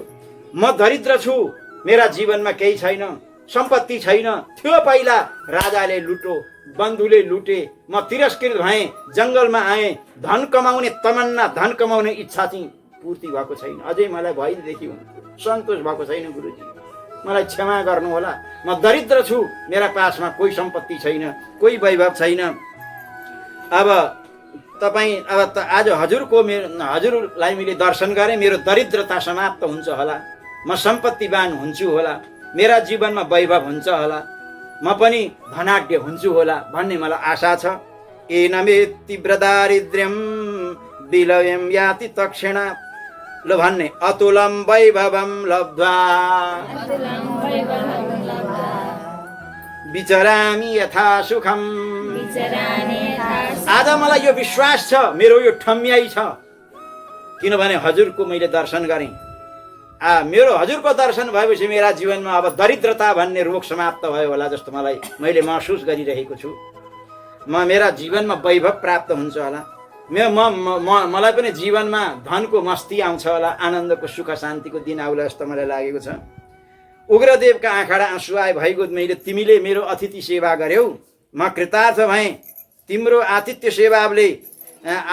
सेवाले म प्रमोदित प्रसन्न भएँ। तिमी सपत्नी भएर मेरो चाहिँ सब सेवा गर्यौ। कुनै सन्तको सेवा, कुनै भगवानका भक्तको सेवा, भगवानको सेवा कहिले पनि निष्फल हुँदैन, त्यसले काम गरेरै छोड्छ। तिमी चिन्ता नगर, अब तिमीलाई तिम्रो दरिद्रता कसरी नाश हुन्छ, तिम्रा जीवनमा खुसीको लहर कहिले छाउँछ, तिम्रा जीवनमा आनन्दको उच्छलन कहिले हुन्छ, म तिमीलाई बताउँदछु। सुन, तपाईँहरू भन्नु, बिना व्रतै बिना तीर्थै बिना दानै अयत्नता दारिद्र्यं ते लयं यान्ति तथा निर्धारिता मया। श्री उग्रदेव महाराजले दिव्य वाणी उहाँले मुखरित गर्नुभयो। महात्मा उग्रदेवले भन्नुभयो, बिना व्रतको, बिना तीर्थको, बिना दानको, बिना यत्नै सजिलो गरेर अनायास सुलभ तरिकाले दारिद्र्य कसरी नष्ट हुन्छ त्यो मैले महसुस गरेको छु। चिन्ता नगर। हेर, अब आजका दिनदेखि तेस्रो महिनामा पुरुषोत्तम भगवान यो संसारमा आउनुहुन्छ। पुरुषोत्तम मास, अधिक मास, मलमास शब्दले जसको व्यवहार गरिन्छ। तिमीहरू दुईजना भएर पुरुषोत्तम भगवानको 1 महिना व्रत चाहिँ मजाले लिनु, त्यसमा ढिलाइ नगर्नु। किन जो खाइ सो खाइ, आगे खाइ राम दुहाई। जो भयो भयो, पहिलाको चिन्ता नगर्नु। अब चाहिँ मेरो जीवन कसरी सफल र कसरी यस श्लोकमा पनि चकाचक, परलोकमा पनि चकाचक कसरी हुन्छ। मान्छे संसारमा कहिले पनि दुखी बस्न चाहँदैन, सुखी बस्न चाहन्छ। त्यस उसले गरिकन पुरुषोत्तम भगवानको व्रत लिनु, अल्छी नगर्नु है। तिमीहरूले के गर्नु, दियो दान गर्नु। ध्यानसँग सुन्नुहोस् ल, भन्नुहोस्, कर्तव्यम दीपदानेन कर्तव्यम दीपदानं च पुरुषोत्तम तुष्टये तीव्र दारिद्र्य समूलम् एष्यतीति न संशय। तिलतेलेन कर्तव्यः सर्पिषा वैभवे सति तयो मध्ये न किञ्चित्ते कानने बसतो धुना। श्री उग्रदेव महाराज ती व्यक्तिलाई भन्नुहुन्छ, हेर तिमीले के गर्नु भने, अब आजका 3 महिना पछाडि पुरुषोत्तम भगवान संसारमा आउनुहुन्छ। तिमीले बत्ती बाल्नु, तिलको तेल बाल्नु। भगवानले चकाचक नगद नारायण दिएको छ भने घिउको बाल्नु। वैभवे सती भनिएको छ। तपाईका साथमा चकाचक भगवानले सम्पत्ति दिएको छ भने घिउ अलिक मुगो छ नि त। अब 1000 रुपियाँ 1200 रुपियाँ किलो होला। त्यस कारणले यहाँ वैभवे सती भने धेरै सम्पत्ति छ भने चाहिँ गर, ठिकै छ भने अब धेरै लाग्छ घिउ, त्यो गर्नु। तिमीहरू त जङ्गलमा बस्छौ, तिलको तेलबाट नि कताडा ल्याउँछौ र घिउ त कुरै आएन। त्यस कारणले तिमीहरूले चाहिँ चिउरीको तेल बाल्नु, चिउरी हुन्छ नि ल भन्ने, इङ्गुदेजेन तैलेन दीप कार्यस्तया नघ। हे अनघ, हे निष्पाप, तिमी चाहिँ चिउरीको तेलद्वारा 1 मास पर्यन्त आफ्नी पत्नीका साथ बत्ती बाल्नु। बत्ती बाल्यो भने तिमीहरूको चाहिँ निरन्तर 1 महिनासम्म व्रत गर्नु, सपत्नी भएर। यो तिमीलाई जो मैले बताउँदैछु, यो मेरो मनले मनोकल्पित होइन, यो वेदले निश्चित गरेको छ। यहाँ भनेको छ निगम निश्चितम, निगम भनेको वेदले निश्चित गरेको छ। जसले चाहिँ पुरुषोत्तम भगवानको दिव्य 1 मासमा जसले दीप बाल्दछ, वैदिक विधान अनुसार विधिपूर्वक जसले दीपक बाल्दछ भने त्यसको जीवनमा यस लोकमा पनि राम्रो र परलोक पनि राम्रो, सुख शान्ति दारिद्र्य सबैको समूल नाश हुन्छ। दीपदानको त्यस्तो महिमा छ। एउटा कुरो, दीपक बाल्दाखेरि नि दियो बाल्छौँ, दियो बाल्दाखेरि त्यो दियोको ज्वाला हुन्छ नि, तेर्सो बल्दैन, उँधो बल्दैन, उँभो बल्छ। किनभने ज्योति भनेको परमात्माको रूप हो। त्यो दीपकले के चाहेको हो? त्यो दीपकले सूर्य नारायणसँग मिलन चाहेको हो। सूर्य नारायण अंशी हो, दीपक प्रकाश हो, अंश हो। तो शास्त्रको नियम के छ भने अंशले अंशीलाई चाहन्छ, त्यो नियम छ। यो खोलाहरू किन कुदिराखेका छन् रातभरि? रातभरि कुद्छन्, रातभरि कुद्छन्, 1 मिनट बिसाउँदैनन्, झरझर सर सर सर सर सर सर सर सर बगिरहेका हुन्छन्, कुदिराखेका हुन्छन्। कहिले एकछिन पनि सुत्नु आराम गर्नु छैन। जतिखेर हेरो खोला बगिया बगै छ। किन 24 घण्टाको उनीहरूको तीव्रता किन? त्यस्तो दौडधुप किन? उसले आफ्नो अंशी समुद्रलाई पाउने एउटा दिव्य तीव्रता छ। त्यस्तै प्रकारले जीव पनि भगवानको अंश हो। अरे ईश्वर अंश, जय हो। अरे ईश्वर अंश जीव अविनाशी, जय हो। अरे चेतन अमल सहज सुख राशि, यो जीव भनेको भगवानको अंश हो। अंशी परमात्मालाई सँग मिलेर मात्रै, उसँग चाहिँ भेटघाट भएर मात्रै यसलाई जीवनमा वास्तविक खोजेको र रोजेको शान्तिलाई प्राप्त हुन्छ। प्यार से बोलो जय श्री कृष्ण। त्यस कारणले हेर, शास्त्रले बताएको छ, भन्नु होला, अन्यथा दीपदानं हि रमा वृद्धिकरं नृणाम् विधिना क्रियमाणं चेत् किं पुनः पुरुषोत्तमे। यो दीपदान, दीपको प्रतीक यो हो, माथि जान्छ नि। ज्ञानको प्रतीक पनि माथि लाने हो। त्यो दीपक तेर्सो बल्दैन, उँधो बल्दैन, उँभो बल्छ। तमसोमा ज्योतिर्गमय, वेदले भन्छ तिमी अन्धकारदेखि उज्यालातिर जाऊ। तमसोमा ज्योतिर्गमय, अन्धकारतिर होइन उज्यालातिर जाऊ, उँधोतिर होइन उँभोतिर जाऊ। यो दीपकको हामी पूजा गर्छौँ प्रत्येक कार्यमा। दीपना कर्म साक्षिणे दीप नारायणाय नमः भनेर त्यो दीपकको पूजा किन गरेको भने, जस्ता प्रकारले दीपको ज्वाला, दीपको ज्योति दायाँ बायाँ नबलेर सिधा उँभो बल्दछ, उसको उँभोतिर गति हुन्छ, उँभोतिर त्यसको ज्वाला हुन्छ। त्यस्तै प्रकारले हामी पनि दायाँ बायाँ संसारमा नमिलेर मुक्त विश्व परमात्मा ज्योति स्वरूप भगवान आफ्नो अंशीलाई जीवनमा प्राप्त गरौँ। जीवनमा मुक्तिको भावना आओस्, भगवानको श्री चरणलाई प्राप्त गरौँ, उभै जाउँ भनेर त्यो दीपकको पूजा गरेको। प्यार से बोलो जय श्री कृष्ण। दीपकको पूजा गरेको मूलतः दीप नारायण भन्छन्। त्यसकारण अब त महाराज, तर दीपकको पूजा त गर्नु ठिकै छ, तर दियोमा बालेको चामलमा नि बाल्नु हुँदैन। चामलमा बाल्यो भने ब्राह्मणले नि खानु हुँदैन, किनभने सम्पूर्ण प्रतिग्रह त्यो चामलमा बस्छ। अब त्यसकारणले दियो बाल्दाखेरि गाईका गोबरमाथि बाल्नु। त्यो चामलमाथि दियो बाल्यो भने त्यो ब्राह्मणले खायो भने, लगेर चाहिँ खायो भने बुद्धि भ्रष्ट हुन्छ। त्यो चामल खानु हुँदैन, कसैले पनि खानु हुँदैन। केही कथन तपाईँले बिर्सेर दियोमाथि चामल चामलमाथि दियो बाल्नु भयो भने त्यसलाई त खाल्लो खनेर जमिनमा पुर्नु पर्छ, पशुलाई पनि नदिनु भनिएको छ शास्त्रले। त्यस कारणले ध्यानसँग सुन्नु। अब दियो बालेको टपरो चाहिँ अरू सबै टपरो चल्छ, दियो बालेको टपरो चल्दैन भने च्याच्छन् र फ्याँकिदिन्छन्। म एउटा प्रश्न गर्छु व्यास गद्दीबाट, त त्यसको टपरो चाहिँ नचलेर फ्याँकिन्छ, त्यो चामल चाहिँ खानुहुन्छ? खानु हुँदैन। सम्पूर्ण प्रतिग्रह चाहिँ दिया बालेको चामलमा बस्छ। त्यस कारणले गरिकन जुन ब्राह्मणले दियो बालेको चामल खान्छन्, खानु हुँदैन। पुरेत भन्दा भन्दै मरेपछि प्रेत हुन्छ।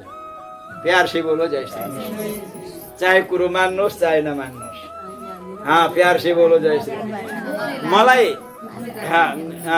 होइन, उसँग बाल्नु नि, गाईका गोबरमा बाल्नु, किन चामल राख्नु? चामल रुद्री गर्नुहुन्छ, त्यहाँ चाहिँ अब पूर्व दिशामा दियो बाल्नुहुन्छ भनेदेखि अनि दियो चाहिँ फेरि गाईका घिउमा बाल्नु हुँदैन। हिजो पनि त्यो कुरो आयो, गाईको घिउ दियामा बाल्नुहुन्छ, तामाका दियो भने गाईको मांस बराबर हुन्छ, त्यति अशुद्ध हुन्छ।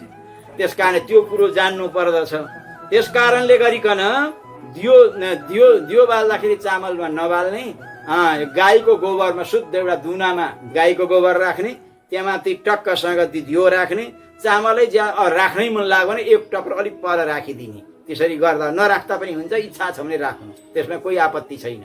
परन्तु दियो त्यसमाथि बाल्नु हुँदैन, यो धर्मशास्त्रको नियम छ। बोलिए भक्तवत्सल भगवानको। ध्यानसँग सुन्नुहोस्। अब यसरी अब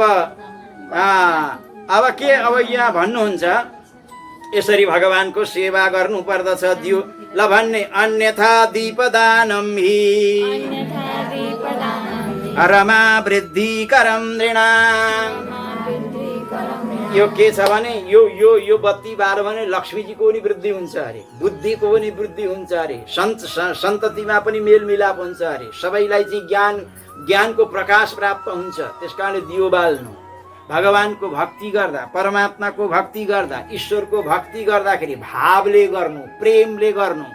मेरो जीवनको लक्ष्य हो, मैले गर्नुपर्ने हो भनेर यो भावनाले गरियो भने त्यसको असर तपाईँका जीवनमा पर्दछ।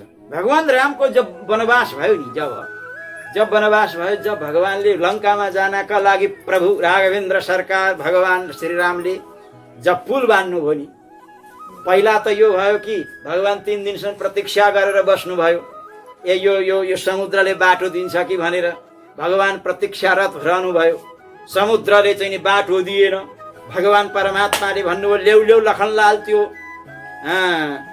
अग्निबाण, म यसलाई एकैपल्टमा सुकाइदिन्छु अनि बाटो पाइहालिन्छ भने भगवानले जब अग्निबाण लिएर तन्काउनु हो, समुद्रलाई शोषण गर्छु भने मान्छे भन्छ नि भगवान राम मान्छे त हुन्, मान्छेले कहीँ बाण हालेर समुद्र खोला पानी सुकाउन सक्छ? मान्छेले काम त्यस्तो गर्न सक्छ? त्यो भगवान परमात्मा हो, मान्छे होइन। मान्छे भनेर भन्नु पनि अपराध हो। मतलब परमात्मा हुनुहुन्छ, जसको गर्दाखेरि अनन्त अनन्त कोटि ब्रह्माण्ड अब जसका मुखमा देखिन्छन्, सूर्य चन्द्र सातै समुद्र मुखभित्र देखिन्छन्। हाम्रो गर्दाखेरि जिब्रोदेखि केही हुँदैन। प्यार से बोलो जय श्री कृष्ण। भगवानका साथ हामी तुलना गर्ने, भगवान र हामी एउटै हौँ भनेर गलत कुरो। अब के छ भनेदेखि यति भइसकेपछि भगवान रामले चाहिँ जब त्यो बाण लिनुभयो, अग्नि बाण शोषण गर्नका लागि, त्यतिखेर समुद्र हात जोडो, महाराज मलाई शोषण नगर्नुहोस् राघवेन्द्र सरकार, तपाईँले पुल बनाउनुहोस्। तपाईँले पुल बना, हजुरको कीर्ति रहन्छ, म बाटो दिउँला, जानुहुन्छ दिन त दिन्छु, परन्तु हजुरले पुल बानेदेखि राम्रो। भगवानले त्यस कुरालाई अङ्गीकार गर्नुभयो, स्वीकार गर्नुभयो। अब के गर्दा पुल बान्ने? पुल बान्नुपर्छ। बाँदर कति नल नील गरेका बाँदरहरू थिए, सबै चाहिँ अब त्यो ढुङ्गामा जय श्रीराम लेख्दै चाहिँ ढुङ्गा फ्याँक्दै, त्यो ढुङ्गा त महाराज ढुङ्गा चाहिँ त्यो बेलनमा त्यो हावा भर्दाखेरि पानीमा राख्यो भने डुब्दै त्यसै माथि माथि माथि माथि माथि उत्रिन सुरु गरे। ती ढुङ्गा म द्वारिकापुरी गएको थिएँ, गुजरातमा पढाउँथेँ म, त्यतिखेर यो भावना यो बडतौला भन्ने बडताल भन्ने ठाउँमा पढाउँथेँ। 3-4 वर्षमा त्यहाँ पढाएँ। मेरा त्यतिखेर चेला थिए रामकृष्ण उपाध्याय, अहिले यो हिन्दू जागरणका अध्यक्ष छन्। 3-4 वर्ष मसँग बसेका हुन्थे मान्छे। ऊ र म गयौँ, उनका बुवा पनि गएको थिए, हामी 3 जना गएका थियौँ। गएर त्यो द्वारिकापुरी जब गयौँ, जाँदाखेरि त महाराज त्यो त्यतिखेर भगवान रामले चाहिँ त्यो समुद्र चाहिँ पुल बान्दाखेरि हानेका ढुङ्गा, 2-4 ढुङ्गा त्यहाँ राखेको रहेछ। त कसरी राखेको रहेछ अचम्मै लाग्यो।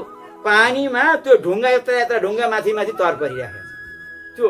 अनि मैले यो सोधेँ, ढुङ्गा माथि पानी माथि कहिले पनि तर पर्दैन, यो के अचम्म, यो के शक्ति भनेर सोद्धाखेरि त्यहाँका पण्डाहरूले भने महाराज गुरुजी यो चाहिँ उहाँ भगवान रामले चाहिँ जब पुल बान्नुभयो त्यहाँका ढुङ्गा 2-4 यस्तो शक्ति रहेछ भनेर यो प्रदर्शन गराउनका लागि हामीहरूले राखेको। ढुङ्गा त्यहाँ उत्रेको देखाइन्छ, त्यहाँ एउटा सानो पोखरी जस्तो छ, ढुङ्गा माथि माथि उत्रेको अहिले पनि छन् त्यहाँ।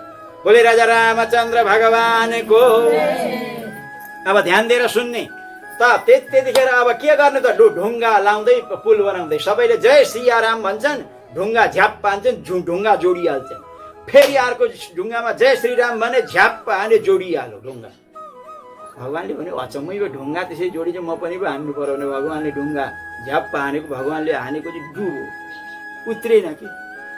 अनि भगवान्ले भन्नु होइन तिमीहरूले चाहिँ हान्दाखेरि माथि माथि उत्रेर जोडिन्छ, अब मैले चाहिँ जो हान्दाखेरि डुब्छ, यो के कारण हो? हनुमानजीको आँखा आँसु आयो महाराज। तपाईँ त परमात्मा, तपाईँ त ईश्वर, हजुरले फ्याँकिदिनु भयो भने त्यसको उद्धार कहिले हुन्छ त? त्यो त डुबिहाल्छ। भगवान्ले नै जसलाई फ्याँकिदिनु भने चाहिँ उत्रने कुरो नै हुँदैन।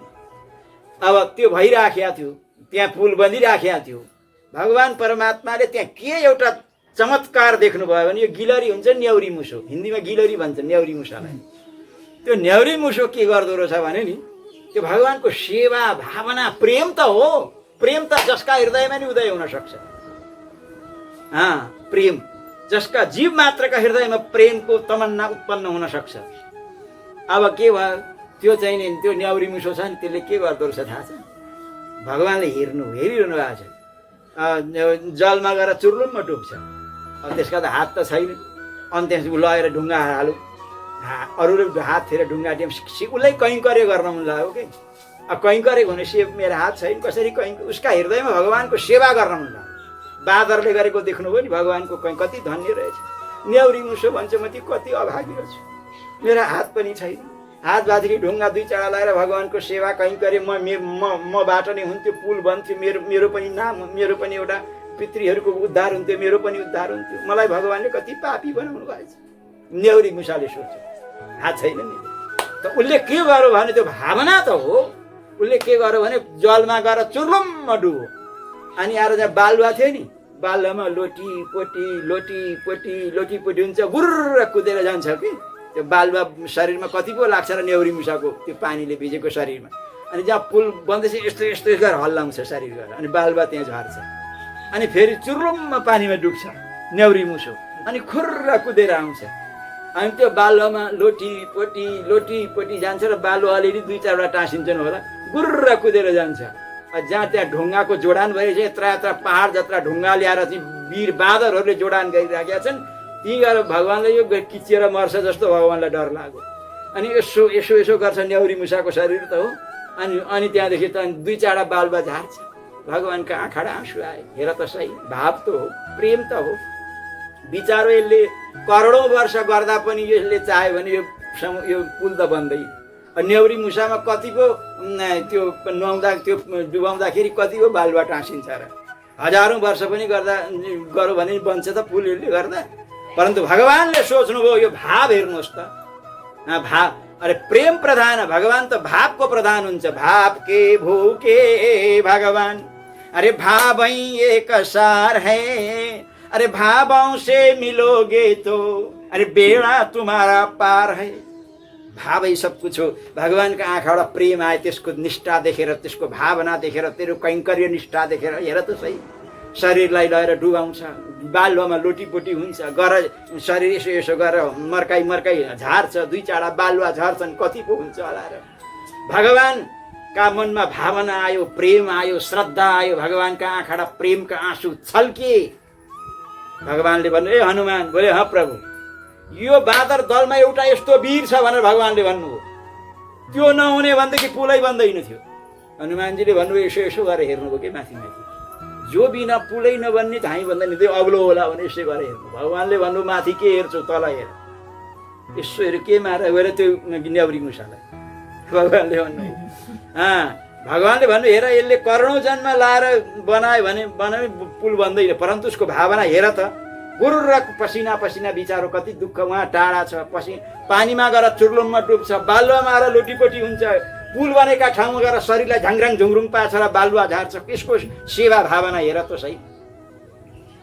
भगवान परमात्मा परब्रह्म भगवान श्रीहरिले त्यस न्याउरी मुसालाई च्याप्प समात्नु भयो र काखामा राख्नुभयो र यो तीनवटा अम्लाले यसो भगवानले सुमसुम्याउनु भयो। त्यस कारणले न्याउरी मुसाका डडन्दामा त्यो रेखा हुन्छ, अहिले पनि छ। रेखा छन् कि छैनन् याद गरेको छ? त्यो भगवान परमात्माले सुमसुम्याउनु भएको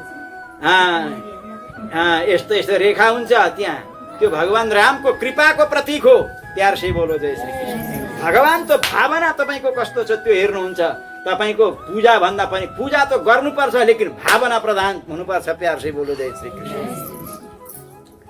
हेर्नुहोस् त, शास्त्रमा जति जति पनि साधना ल भन्नुहोस् वेदोक्तानि च कर्माणि दानानि विविधानि च पुरुषोत्तम दीपस्य कलां नार्हन्ति षोडशीम्। वेदमा अनेक अनेक प्रकारका साधना बताएका छन्, शास्त्रमा अनेक अनेक प्रकारको महिमा बताएको छ, अनेक प्रकारको तीर्थको महिमा बताएको छ, अनेक प्रकारको जपको महिमा बताएको छ। लेकिन यो पुरुषोत्तम मासमा दीपक दानको जो दिव्य महिमा हो यसका 16 भागको 1 भाग पनि त्यो हुँदैन अरे। त्यति ठुलो महिमा छ दीपक दानको, दीप प्रज्वलनको, दीपक दानको। यसरी बताउनु भयो। वेद सम्पूर्ण वेद कण्ठस्थ गर्दा जो फल प्राप्त हुन्छ, गयामा श्राद्ध गर्दाखेरि जो फल प्राप्त हुन्छ, गोमती नदीका तटमा गएर चाहिँ तपस्या गर्दा जो फल प्राप्त हुन्छ, त्यो चाहिँ पुरुषोत्तम महिनामा दीपक बालेर दीपक दान गर्दछ भने त्यसको 16औं अंशको 1 अंश नि हुँदैन, त्यति महत्ता हुन्छ दीपक दानको, दीपकको। यसरी अनेक प्रकारको दीपकको महिमा बताउनु भयो। अब गर्दै गर्दै भन्नुहुन्छ यो हल्ला नगर्नु है, यो गुप्त कुरा तिमीलाई भन्छु भन्नुहुन्छ। अब हल्ला सुटुक्क भन्दै हुनुहुन्छ, त्यो सुटुक्क भनेको कुरो नि तपाईँलाई नि भनिदिनु पर्यो। तपाईँहरूलाई सुन्नुहोस्, भन्न चाहिँ सुटुक्क हल्ला नगर्नु भन्नुहुन्छ। ल के यता गुई हल्ला नगर्नु है, बोलिए भक्तवत्सल भगवानको। ल भन्नुहोस्, एतत् गुह्यतमं वत्स नाख्येयं यस्य कश्चित् धन धान्य पशु व्रात पुत्र पौत्र यशस्करम। जसले दीपक बाल्छ, जसले दीपक दान गर्छ पुरुषोत्तम महिनामा चकाचक, त्यसको के हुन्छ अरे भने यो हेर, यो एउटा कुरो त यो कसैलाई हल्ला ज्यादा नगर्नु, यो गोपनीय यो कुरो हो। त्यसले जसले गर्दछ, किन वैकुण्ठ साधकु पन्था सही गोप्य वर्तते भनेर शास्त्रमा लेख। सबै कुरो चाहिँ शास्त्रमा लेखियो। पंखा दान गर्यो भने हम किन मिल्छ, गाई दान गर्यो भनेदेखि पछि दुध खान पाइन्छ, अनि खेत दान गर्यो भने पछि धान खान पाइन्छ, भात खान पाइन्छ, अनेक कुरा लेखियो। यो दान गर्यो भने यो मिल्छ, यो दान गर्यो भने यो मिल्छ, कुचो दान गर्यो भने कसेर लाउन मिल्छ, सबै थोक मिल्छ, जुत्ताका दान गर्यो भनेदेखि जाडामा स्वर्ग लाउन मिल्छ भने अनेक प्रकारको चाहिँ कुरो लेखियो। परन्तु वैकुण्ठ जाने कुरो चाहिँ शास्त्रमा कम लेखियो, कतै कतै मात्रै आएको छ। भगवानको लागि भगवत प्राप्ति गर्ने दिव्य साधनाको जो कुरो हो, वेदले जहीँ तहीँ चर्चा नै गरेन। किन गरेन त भने जो नक्कली चिज हुन्छ त्यो बजारेले पसलेले बाहिर फिजाएर राखेको हुन्छ, सक्कली चाहिँ सुटुक्क भित्र राखेको हुन्छ। ध्यान दिनु, त्यो थाहा छ नि तपाईँहरूलाई। नक्कली चिज हुन्छ बाहिर राखेको हुन्छ। अब त्यो जो खडिया पल्टन आउँछ नि मान्छे नसिच्ने, बाहिर किन्दै लिएर जान्छ। जो चाहिँ सक्कली र नक्कली जान्ने हुन्छ नि, त्यो होइन यो त म किन्दिनँ, भित्रको निकाल्नुहोस् त हेरौँ भन्छ र भित्र सक्कली लिएर जान्छ। त्यस्तै प्रकारले वैकुण्ठ साधको पन्था सही गोप्य वर्तते। हामीहरूका जो मुमुक्षु छन्, भगवत प्राप्तिको दिव्य तमन्ना छ, सद्गुरुको जो महती कृपा छ, त्यस्ता स्वर्गादिको प्रलोभन दिएर फसाउने ती शास्त्रहरूमा फस्दैनन्। ती चाहिँ भगवत मुमुक्षु शास्त्रमा भगवानलाई प्राप्ति गराउने शास्त्रमा सारतम शास्त्रमा कोमै विश्वास गरेर त्यो चाहिँ सक्कली शास्त्र हो, त्यो चाहिँ ऋषिहरूले गुप्त राखेका छन्। त्यो बन्ठु वैकुण्ठ साधकै पन्था सही गोप्य वर्त। त्यस कारणले मान्छे प्राय यो गर त्यो गर, त्यहाँ जाऊ, यो दान गर, सातु दान गर, घडा दान गर, यो यसैमा अल्मलिए। शरणागतिको दिव्य महिमा हो, जसले गर्दाखेरि आत्मकल्याण हुन्छ। ती चाहिँ पछिबाट त्यो ऋषिहरूले लुकाएर राखे। प्यार से बोलो जैसे त हेर, जसले यो व्रत लिन्दछ भने, जसको चाहिँ बन्ध्यापन छ, सन्तान छैनन् भने यसका व्रतका प्रभावले उसका सन्तान हुन्छन्। जसको चाहिँ विधवा हुनेवाली छन् भने पनि यसका व्रतका प्रभावले त वैदिव्यता समाप्त हुन्छ। जसको चाहिँ राज्य भ्रष्ट भएको छ, राज्य पतन भएको छ भने यसका व्रतका प्रभावले राज्य प्राप्त हुन्छ। जसलाई सम्पत्ति चाहिएको छ भने यो यसका प्रभावले सम्पत्ति पनि प्राप्त हुन्छ। यो त इधरको कुरो भयो। अब कोही बिहा नगरेकी कन्या छन् भने यिनको सेवन गर्यो भने जस्तो श्रीमान प्राप्त गर्दछिन्। जसले प्राप्त गरेको छ तिनले गरिन् भने चिरञ्जीवी अनुकूल प्रपत्ति उनका जीवनमा प्राप्त हुनेछ। छोरा मान्छेले चाहिँ व्रत गरो, यो दीपदान गरो, दीपक गालो भने उसले भने जस्तै श्रीमती प्राप्त गर्दछ इत्यादि यहाँ विविध चर्चा गरेको छ। मनोवाञ्छित फल दिनका लागि यो पुरुषोत्तम मासमा दीपक दान र दीपक प्रज्वलनको दिव्य महिमा गाइएको छ। मोक्ष प्राप्ति गर्नेले मोक्ष पनि प्राप्त गर्दछ, विद्या चाहनेले विद्या पनि प्राप्त गर्दछ। मानव यो त कामधेनु जत्तिकै के स्वर्गमा रहेको त्यो कल्पतरु हुन्छ नि त्यस्तै रहेछ यो दीपदान, यो दीपक जलाउनु, त्यस्तो महिमा भएको यसरी बताउनु भयो। यसरी अनेक प्रकारको कुरा बताइसकेपछि अब महाराज अब साष्टाङ्ग दण्डवत गरिसकेपछि अब म जान्छु भनेर भन्नुभयो। ध्यानसँग श्रवण गर्नु होला। बोलिए भक्तवत्सल भगवानको एतत् उल भन्नुहोस्। एतत् उक्तम मया तेद्य तीव्रम दारिद्र्यनाशनम सुस्थितेस्तु गमिष्यामि सन्तुष्टा सेवया तव। आज उग्रदेवजी महाराजले भन्नुभयो, हेर तिम्रो कल्याण होस्, म प्रयागतिर हिँड्न लागेको, तिम्रो दरिद्रता समाप्त हुन्छ है भने यसरी भन्नुभयो। अब उग्रदेव जान लाग्नुभयो। बुढाबुढी अलि परसम्म पुर्याउन गए। यहाँ लेखेको छ इत्युक्त विप्रवरेषु अनुगतोग्र देवं तम कियत मार्गम निजाश्रमात्। अलिकति पुर्याउन, कुनै भगवानको भक्त तपाईँका घरमा आएका छन् भने अलिक परसम्म पुर्याउन पनि जानु अरे, आउँदैछन् भने लिन पनि जानु, त्यो शिष्टाचार। अब यति भइसकेपछि त महाराज प्रमुदित प्रसन्न भए। अब ती ब्राह्मण देव पनि भगवान अखिल कोटि ब्रह्माण्ड नायक अकारण करुणा वरुणालय मुक्त विश्रिव्य परमात्मा भगवान श्रीहरिलाई हृदयमा राखेर मनमा धारण गरेर परमात्मालाई चिन्तन गरेर भगवानको चिन्तन गरेर ईश्वरको स्मरण गर्दै गर्दै सिधै प्रयागतिर प्रस्थान गरे। बोलिए पुरुषोत्तम भगवानको। आसाद्य स्वाश्रमं भक्त्या पुरुषोत्तम मानसौ निन्यतो मासलम युगलम द्विज भक्ति परायणौ। त्यो गुरु उग्रदेवको भक्तिका मस्त भएका तिनीहरू किन भगवानको भन्दा गुरुको भक्ति श्रेष्ठ किन? ध्यान दिएर सुन्नुहोस्। तपाईहरु पढ्नुहुन्छ नि, गुरु ब्रह्मा गुरु विष्णु गुरु देवो महेश्वर गुरु साक्षात् परब्रह्म। परब्रह्म होइन नि, परब्रह्म शुद्ध पढ्नु पर्दछ। परब्रह्म तस्मै श्री गुरवे नमः भन्छौँ। त्यो भनेको के? सबै हिन्दूले प्रत्येक व्यक्तिले यो प्राय श्लोक जानेको छ। गुरु ब्रह्मा गुरु विष्णु गुरु देवो महेश्वर गुरु साक्षात् परब्रह्म। हेर्नु, गुरुलाई ब्रह्मा पनि भने। ब्रह्माले के गर्छन्? सृष्टि। अच्छा, गुरु ब्रह्मा गुरु विष्णु, विष्णुले के गर्नुहुन्छ? पालन। अच्छा, गुरुलाई विष्णु पनि भने। गुरु ब्रह्मा गुरु विष्णु गुरुदेव महेश्वर। शङ्करजीले के गर्नुहुन्छ? संहार। गुरुदेव महेश्वर, गुरुलाई महेश्वर पनि भने। त्यति मात्रै काम र यी तीनवटा देवता भन्दा श्रेष्ठ गुरु साक्षात् परब्रह्म। गुरु चाहिँ यी तीन देवता भन्दा पनि अगाडिको तत्त्व हो। त्यो साक्षात् ब्रह्म हो, ईश्वर हो। तस्मै श्री व्याप्तम येन चराचरम तस्मै श्री गुरु यसरी बताएको छ। त्यसकारणले गरिकन ब्रह्माले, ध्यान दिएर सुन्नु, ब्रह्माले के गर्छन्? ब्रह्माले सृष्टि मात्रै गर्छन्, अर्थ गर्छन् त? गर्दैन। विष्णुले के गर्छन्? पालन मात्रै गर्छन्, अर्थ गर्छन् त? गर्दैन।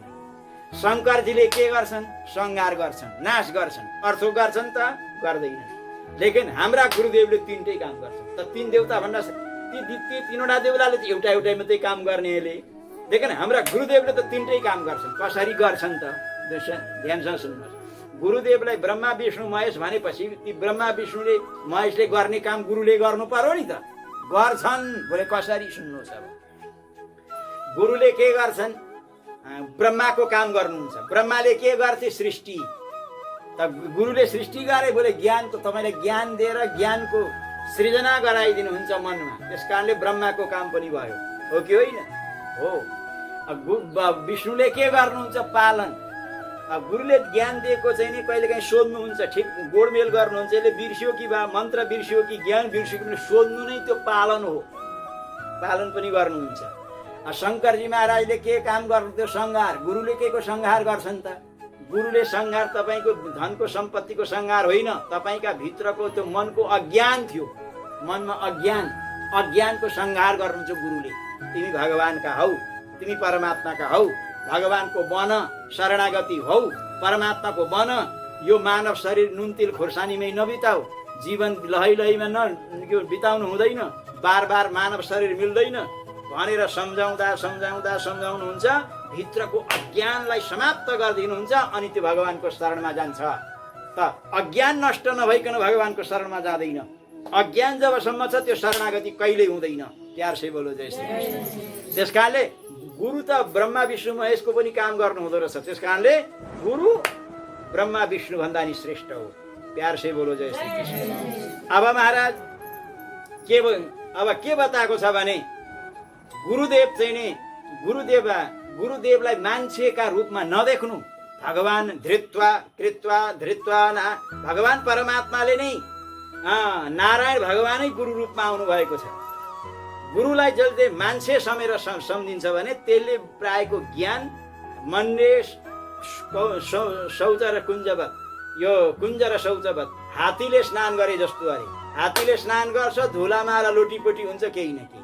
त्यस कारणले गरिकन गुरुदेव जो हुन्छ तिनलाई चाहिँ यस्य देवे पराभक्ति यथा देवे तथा गुरु, जसरी भगवानमा प्रेम गर्नु त्यति नै गुरुमा प्रेम गर्नुपर्छ अनि मात्रै त्यो परमात्मालाई प्राप्त गर्न सकिन्छ। प्यार से बोलो जय श्री कृष्ण। आज तिमी ब्राह्मणहरू पनि गुरुको भक्तिमा निष्ठा पूर्वक गुरुको भक्ति गरे। गुरुको भक्ति गरेपछि बिस्तारै बिस्तारै म यो पुरुषोत्तम मास आयो अनि उनीहरूले चकाचक तेल जलाए अनि उग्रदेवका प्रसादले गरिकन के भने भन्नुहोस्? उग्रदेव प्रसादेन विनुरुधूत मनोमलौ कालस्य वशमापन्नौ पुरन्दरपुरीं गतौ। यसरी गरिसकेपछि महाराज पुरुषोत्तम भगवानका दिव्य प्रभावले गरिकन सम्पूर्ण भोग गरेर अन्तिममा चाहिँ शरीर परित्याग गरेर स्वर्गलोकमा गएर इन्द्र पदमा गएर अनेक प्रकारको भोग भोगेर, संसारमा पुण्यको भोग गर्ने ठाउँ स्वर्ग हो, दुःखको भोग गर्ने ठाउँ नरक हो, नआउनु पर्ने ठाउँ चाहिँ वैकुण्ठ। भगवानको वैकुण्ठ धाम गएर गोलो घाम आउँदैन दुःखमा। स्वर्गमा गएर पुण्य भोग भएपछि यहीँ आइयो, नरक दुःख भएर यहीँ आइयो, आउने जाने क्रम जारी। त्यस कारणले यी गएर आइसकेपछि अब यिनले चाहिँ पृथ्वीको शासन गरे। तिनी पूर्व जन्मका तिमी अहिले चाहिँ नि तिमी चाहिँ चित्रबाहु भएर जन्मेका छौ। यी तिम्री पत्नी सुन्दरी यम चन्द्राकली नाम्नी महिषी या अधुना सुन्दरी ती समाख्यात। पहिला चन्द्रकला यिनको नाम थियो, अहिले सुन्दरी यसरी नाम छ। यसरी तिमी पतिव्रता भएको हुनाले जो पत्नी पतिव्रता छिन्, पतिव्रता छैन भने होइन, पतिव्रता छिन् भने पतिले गरेको आधा धर्म सट्टै पत्नीलाई मिल्छ, यो बताएको छ। अब पतिव्रता छैनन् भने चाहिँ मिल्दैन यहाँ। त्यस कारणले तिमीहरू अब दुईजना भएर चाहिँ यो पुरुषोत्तम भगवानको व्रत गर, चिउरीको तेलै बालाऊ। तिमी त्यसका प्रभावले गरिकन चिउरीको तेल बालेको हुनाले पुरुषोत्तम भगवानको दिव्य महिमाले गरिकन तिमीलाई अकण्टक निष्कण्टक राज्य प्राप्त भयो। यसरी बताउनु हो। जब चिउरीको तेल बाल्दाखेरि त्यो चमत्कार छ भने